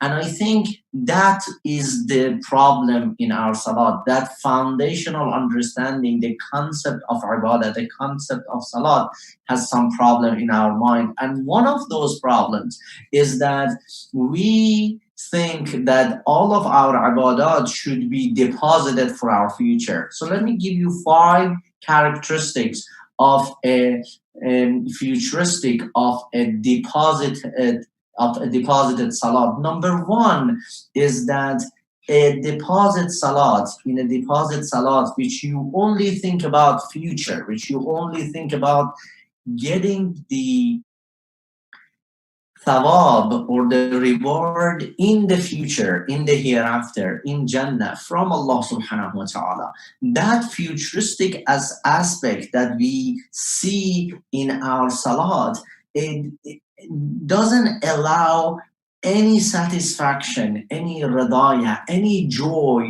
to happen at the time of prayer. So because the way that we think is that, okay, this is a taklif, meaning that this is a burden, and this is what we use, right? We use this as a burden. I have to do it. There is no way out. So this is a burden. I do it right now for a relief in the future. You see what's happening? So basically, we say we do not need any joy right now. So in a deposited salat, there is no joy in the process of getting to Jannah. That's the main point. In a deposited salat, in a zahiri salat, in a zahiri form of salat, salat is a burden, and there is no joy in the process of getting to Jannah. You have to we have to have all of this difficult time in salat, so we would be able to get to Jannah. I think that's one of the wrong concepts that we have in salat that happens in a deposited salat. The second characteristic of a deposit salat is that it doesn't have any effect right now. So in Quran we have as-salat tanha anil fahsha'i wal munkar. We pray, and at the same time during the prayer we think about fahsha and munkar, and immediately after prayer probably we start doing it without feeling any contradiction. Why? Why is that? Why Prophet ﷺ says salat is like washing yourself in a beautiful, purified, clean river 5 times a day? So think about it. If someone washes his body 5 times a day in a clean water, in a river, of course there is no pollution is going to be on him or her, right? So how about if we are cleaning our heart and purifying our soul in salat in 5 times a day? Do you feel that? Do you feel that purification happen in your soul? Not most of the time. And that means our salat doesn't have any effect right now. Like people do, if we are able to think about how harmful it is to do something that doesn't have any effect right now, I think we would be able to change the concept of our salat in our mind. That's number 2. Number 3, the problem of a deposited salat is that there is a contract. I always call it a cookie theory, meaning that I give you a cookie, do this. So we do a contract with Allah subhanahu wa ta'ala as like, if Allah subhanahu wa ta'ala give me this much of Jannah, this castle in Jannah, this thing in Jannah, I do this. So Allah gives me this and I do that. This is a contract. This is a deal which happens between me and Allah subhanahu wa ta'ala. And you can feel the difference between this salat and the salat that we were talking about last night, which talks only about the beauty of Allah subhanahu wa ta'ala, which see the beauty of Allah subhanahu wa ta'ala and start describing it as you see the beauty of a flower and you detect it, and after the ma'rifah of the beauty of that flower, you express that beauty, you start talking about that beauty, and that becomes a descriptive salat. But this one, a deposited one, is only a contract. Okay, I pray because you will get me to Jannah. I don't stop praying because you will get me to the hellfire. You see, there is a contract here. And Imam Ali alayhi salam has a very beautiful sentence here, rejecting this kind of deposit salat. It says, Ilahi ma abadtuka khawfan min narik, wala tama'an min jannatik, walakinnani wajadtuka ahlan lil ibadati fa'abadtuk. Ya Allah, I did not worship you out of the fear from the hellfire, and it was not because of the because of the desire that I had to get to Jannah. No, وَلَا تَمَعًا فِي جَنَّتِكَ.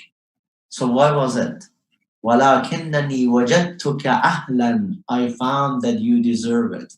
You were beautiful, and I started talking about your Jamal. And that's why I said Bismillah ar-Rahman ar-Rahim. That Rahman and Rahim was nothing except describing the Rahmaniyya and describing your beauty. Alhamdulillah Rabbil Alameen, and all the way to the end as we talked about it. So this is the third characteristic of a deposited salat. Number 4 is that a deposited salat shuts down the intellect. And I think that's very important, because we have a wrong understanding of taqleed, and we think, okay, because of Prophet ﷺ did this, let's do that. We never ask why he did it, so we have a better understanding to do it better, to be a better follower, a follower that knows the reason of following. Right? So there is this section in Nahj al-Balagha, in the first khutbah of Nahj al-Balagha, which very beautifully talks about another prophet. So we have an external prophet, that is all of the prophets that we have, according to some of the hadith, 124 prophets that we have, right? But the internal prophet is the aql. And a deposited salat will shut down the internal prophet that Allah subhanahu wa ta'ala has blessed us with. And this is the internal prophet which allows and interpret and let the external prophet to talk. Whatever the external prophet is saying, Prophet sallallahu alaihi wasallam, whatever he says, it is the internal prophet which interprets. So if you shut this down, you wouldn't be a good follower of the external prophet. And the last one is that it is good. A deposit salat is good. A cookie theory salat is good, but only for the first graders. If you want to come a little bit higher, you probably have to do salat because it's due to all of the other factors that we mentioned, not because being burden and taklif on our shoulders. So this was the last point that I wanted to mention about salat, but let's go and talk about how we can have this transition to go from the shell to the core of our a'mal and the acts of worship. For that, in one sentence, you need critical thinking. You have to start questioning, and questioning not in the wrong way, questioning with the purpose of understanding. Why do I do this? Why do I do that? What is the reason? What is the philosophy behind the dhahir of this action or this belief or this ritual that I do? So, and to be able to do that, to be able to have a critical thinking, I want to talk a little bit about this hadith of Prophet sallallahu alaihi wasallam when he says, "Utlubu al-ilma min al-mahdi ila Allah." He says that acquire knowledge, right, from cradle to grave. Why? Because it's like acquiring knowledge from cradle to grave is the core philosophy of our existence.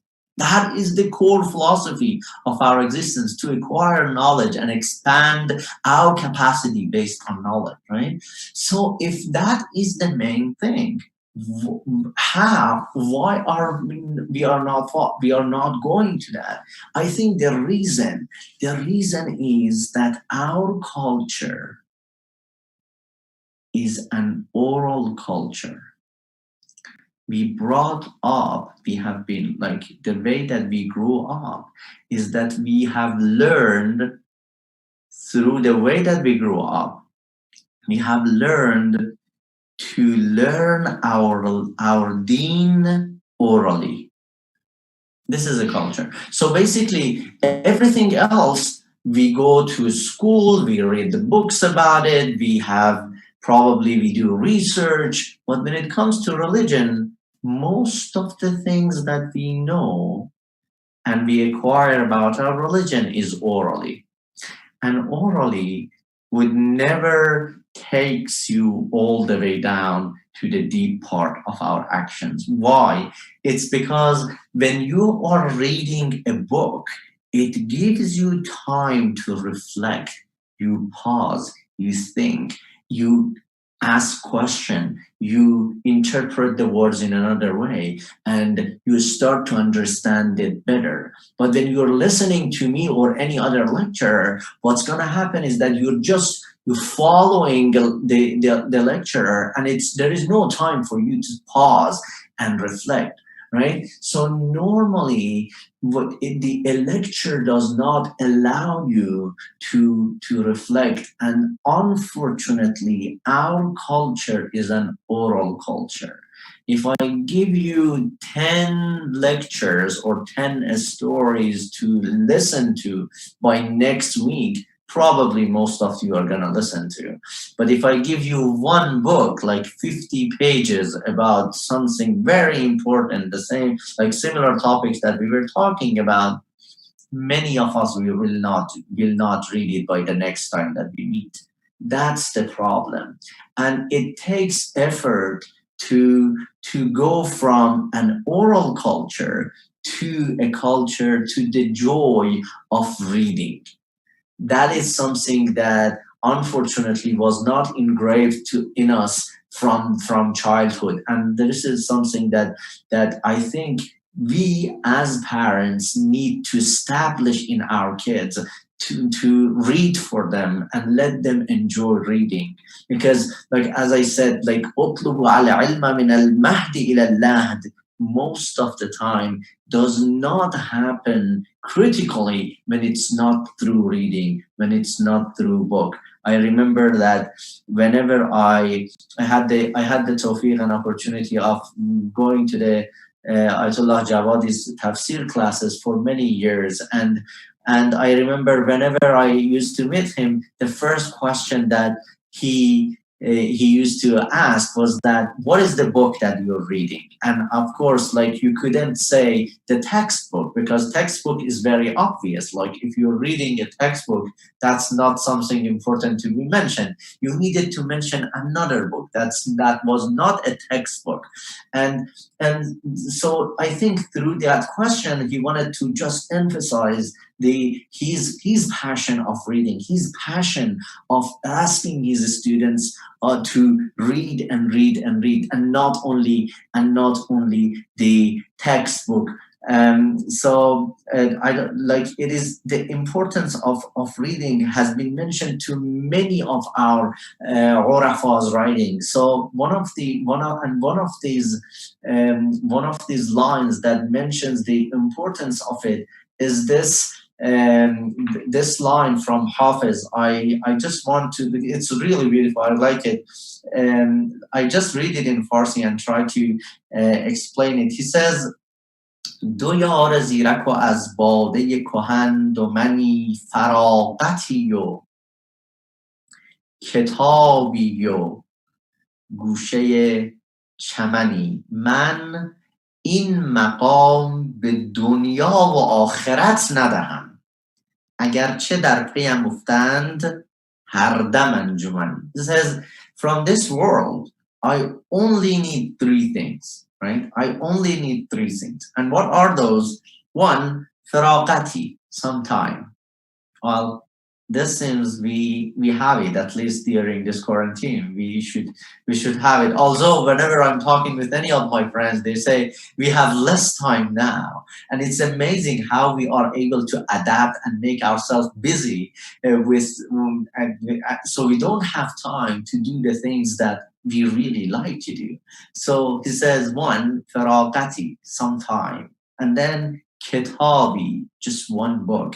و گوشه چمنی, a corner, probably a backyard, a grass backyard, a nature. گوشه چمن means grass, like a corner full of grass and nature, so I can sit down and reflect and read this book. And then he says, I will not change this, I will not exchange this with dunya و آخرت. من این مقام به دنیا و آخرت ندارم. Says, I will not change this with anything, not dunya and not akhirah. And I think this is the joy of reading. Joy of reading, I think, is very important. That this will come when you start like past that burden. So for any joy, there is a burden section. It's like when you want to read even you want to see a movie, like the first 10 minutes until you get to the movie and understand the story, that's a little bit that's the burden part, exactly like the book, and this mood of not enjoying it, right? So that's one of the benefits, that it of course increases your knowledge. But even in addition to that, I don't know if you have heard all of these studies that have been done regarding the effects of reading book on mental health and how effectful it is when you're reading book, what are the mental and therapeutic benefits of reading books. So I'm not going to mention them, but there has been a lot of studies that how a book can stress reduce your stress, can improve your memory, can give you a stronger analytical thinking skills, can improve focus and concentration, can give you better writing skills, can give you tranquility. There has been all of these studies that, in addition to to adding to your knowledge, it will have all of these benefits on your mental health as well. And it is to the point that it is that important, reading book is that important, that a new science, a new major have been developed and established. They call it bibliotherapy, that you have problem, you go to someone, they introduce book to you, you read it, and based on that you will get the therapeutic benefits that you're looking for. And of course, so probably some of you know more than this, that there are clinics for bibliotherapy, and you refer to the clinic to get that mental benefits. So whether these mental benefits are important for you or not, what I am saying that it will not happen without reading. Critical thinking, that's the main point, will not happen without reading. And by reading, I do not mean social media, I do not mean WhatsApp, I do not mean Facebook, Telegram, whatever other social networks that you have. Why? Because news reading has two problems. One, it is practicing distraction. Please pay attention. Because when you go from one post in a Facebook to another, from one post in a Telegram or Instagram to another, you're basically training your mind to only pay attention 10 to 20 seconds or even less. And by practicing this, going from one post to another, 10 seconds, 10, 10, 10, 10, 10, basically what's happening here, the habit that you're giving to yourself is the habit of distraction. You are practicing distraction by doing this. And a mind that is practicing distraction never ever would be able to have hudur al-qalb in salat, because you need a concentrated mind and heart to be able to do so. So don't practice distraction. These are harmful, and the more you practice it, the more you get this bad habit, and the more it becomes difficult to get rid of it. Don't practice distraction. This is, as I said, it's harmful in many different ways. The problem number two is that news gets outdated very soon. No matter how much news you check today, next day, couple of days from now, that's outdated. If you share it with other people, you're gonna say, "Oh my God, this is outdated. This was the news last week. You're 7 days behind." So what's going on here is that, unfortunately, most of the times are being spent on things that gives us more distraction and gets outdated very soon. Why a hadith from Prophet sallallahu alaihi wasallam and our Imam alayhi salam will not get outdated? We are reading their hadith from like 14 centuries ago, and it still makes sense. These are wisdom, and wisdom is, you cannot find wisdoms in like a very quick post. You need to read about it. You need to. It needs your focus and your reflection, and that will not happen unless if you give time to it. right? So these are the problems of social media, and if you are looking for any of this critical thinking that we were mentioning, that will happen most of the time through reading, reading, and reading. And may Allah subhanahu wa ta'ala help all of us to be good readers, to think critically and ask questions like malaika. When Allah subhanahu wa ta'ala created Adam, Malaika started asking questions. That was good, and they understood it.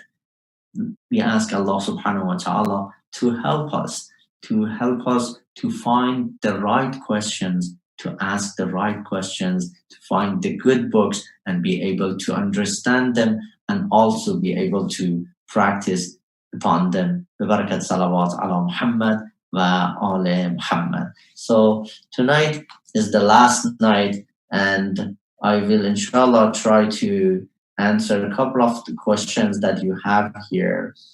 Until I go to this website again, you have time to recite a couple of more salawats. Allahumma salli ala Muhammad wa ali Muhammad. Allahumma salli ala Muhammad wa ali Muhammad. Allahumma salli ala Muhammad wa ali Muhammad. Okay, let's see what you have here. As I said last time, just leave all of your difficult questions for the next speaker, inshallah. So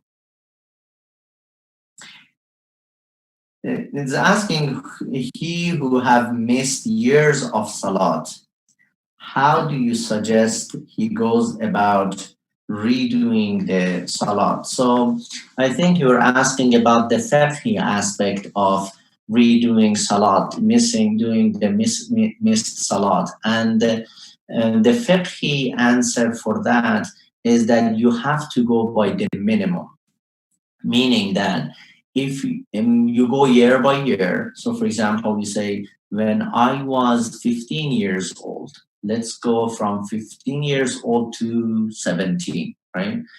In these 2 years, I probably had missed 20 prayer a year, 20 morning prayer a year, or 50 a year. And I'm not sure whether it is 50 or 70 or 100 or more, but I am sure that at least I have missed what? 50. So the fiqh answer is that if you don't know you have missed 50 or 100 or 50 or 60, you have to go by the minimum, meaning that the amount that you are sure that you have missed. And the amount that you are not sure and you're doubtful, you do not need to do the to make them up and miss and redo those prayers. So I think if you are asking about the fiqh aspect of it, yes, you have to go by the minimum. What is the religious resources we should go to when we have questions that we can't find answers from books? I would say start asking around. So there is no one religious source that you can go to. If your question is related to fiqh, the expert in fiqh is different. If your question is related to theology, the people who are more expert in theology, you have to refer to. If your question is an Irfani question, you have to refer to people who are expert in this regard. I mean, so there is no one clear answer, one clear resource for all of the religious questions. Of course, you can go to the website of your marja and ask if you have the fiqh questions, but sometimes sometimes referring to your local alim would be one of the best ways of finding a quick answer. But if you want more, please insist and ask your local alim that, you know what, I am really into this topic and I want you to give me a couple of resources and I go and study and come back to you. Because when someone calls me and has a question, I think that he wants a 2 minutes answer. So I give him a 2 minutes answer, or I give her a 2 minutes answer. But if he or she wants more, it is his or her responsibility to say, oh Jawad, like I really need more about this. Can you give me more resources? So start like pushing the alim that you're in contact with to give you more resources. And so probably that's one of the ways that you can go for. So another question here is, do you have a good list of books to learn more about our religion beside the Holy Quran and Nahjul Balagha? Yes, I do. But this is not like I wouldn't be able to read all of the list of these books. It would be a book club that many centers run. So I would suggest you, if you are interested, to run into a book club, like go join a book club, and many different centers and mosques and seminaries. At Mufid Academic Seminary, the new seminary that we started at in collaboration with George Washington University, Mufid Academic Seminary, we have book clubs, and people based on different topics would be able to join those book clubs. And many other centers have it as well. So I know about this one because I'm involved, but many other mosques and centers have book clubs. So join those book clubs and read about them. So let's go to another question. We said another salawat. Allahumma salli ala Muhammad wa ala Muhammad. I have 1 more minute and I see more questions here. So let me read this one and see if I'm able to answer. I struggle with the advice of not using internet for news, because we are in fact expected to be up to date on the daily news cycle, which moves fast. Yes, you're right, but it has everything, like everything has a balance. What I wanted to say is that in our daily life, we are going beyond that balance, right? We are going beyond that balance, meaning that unfortunately, what's happening here, what's happening in our life right now, is that we are expected to know everything that goes from Indonesia all the way to Russia, all the way to Middle East. We are expected to know all of these news. I don't buy this. I don't need to know all of these things. Well, if it's real, I mean, I'm not saying ignore it, because if you first, knowing brings responsibility. If you know something is going on somewhere, you have responsibility to do something. What I'm trying to say is that everything has a balance, right? You know about quarantine, you know that about this virus enough, so you don't need to spend 2 hours a day reading the news about this. I mean, there are news that probably are harmful as well, but there are more things that you need, right? So what I'm trying to say is that don't lose the balance between book and news.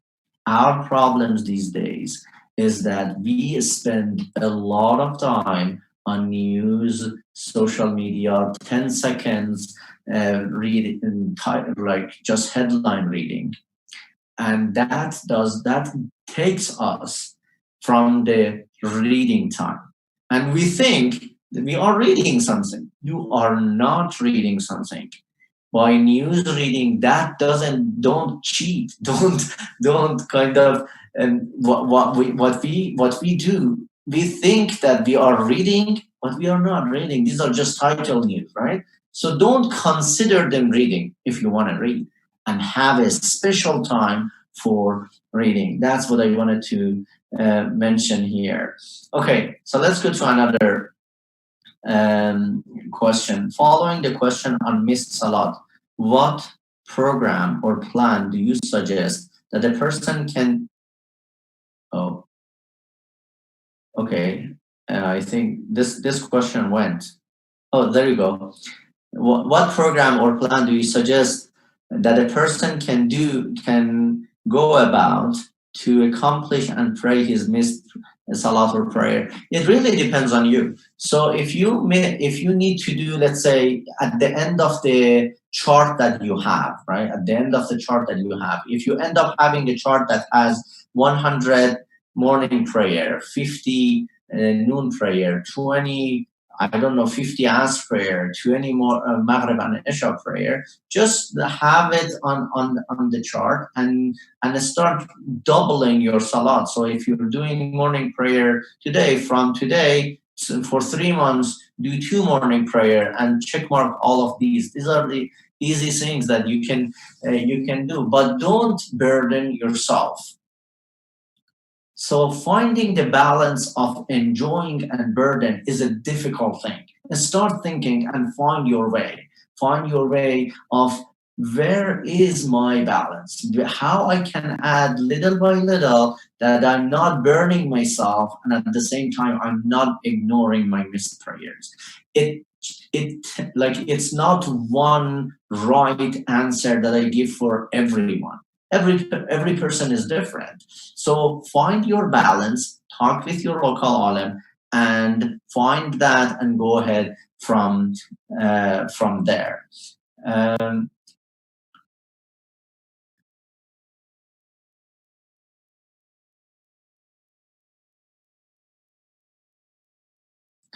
Okay, let's go to the another question. Recite salawat Allahumma salli ala Muhammad wa ali Muhammad.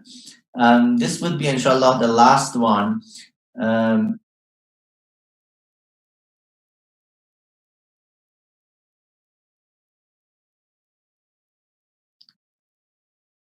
If we have not built the enjoyment of reading from childhood, how can we create that in ourselves in adulthood?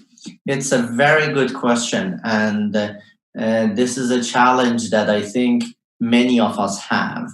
I would say start with semi-story books, semi-novel books. What do I mean by semi-novels? Novels are good because it's kind of entertaining, but at the same time, it's I don't recommend them because it would be like just sitting and watching a movie. It's just entertaining, right? But semi-novels, if you don't have that, I'm not saying you should do it. I'm saying that if you're not really enjoying that, there are very good Islamic books that are a combination of a narrative and educational.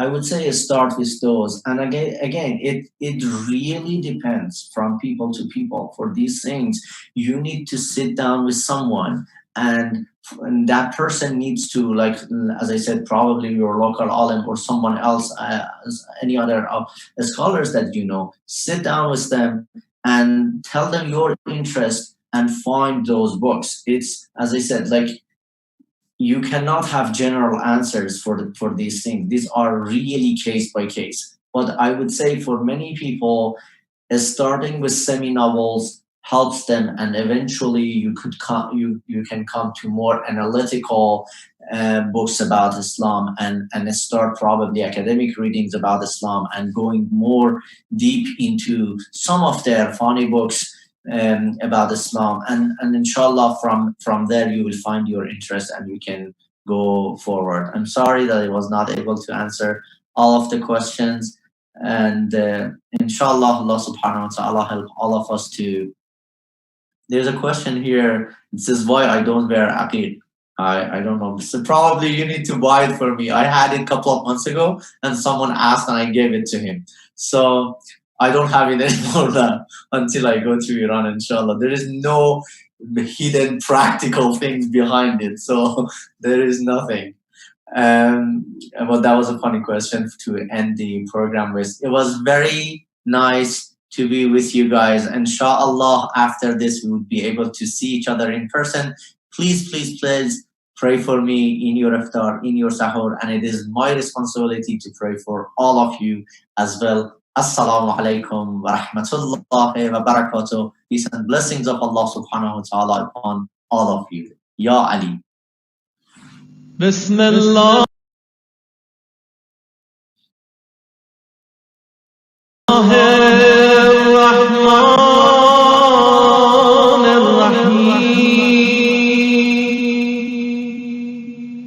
اللهم كل وليك الحجة ابن الحسن صلواتك عليه وعلى آبائه في هذه الساعة وفي كل وليا وحافظا وقائدا وناصرا ودليلا وعينا حتى تسكنه أرضك طمعا وتمتعه فيها طويلا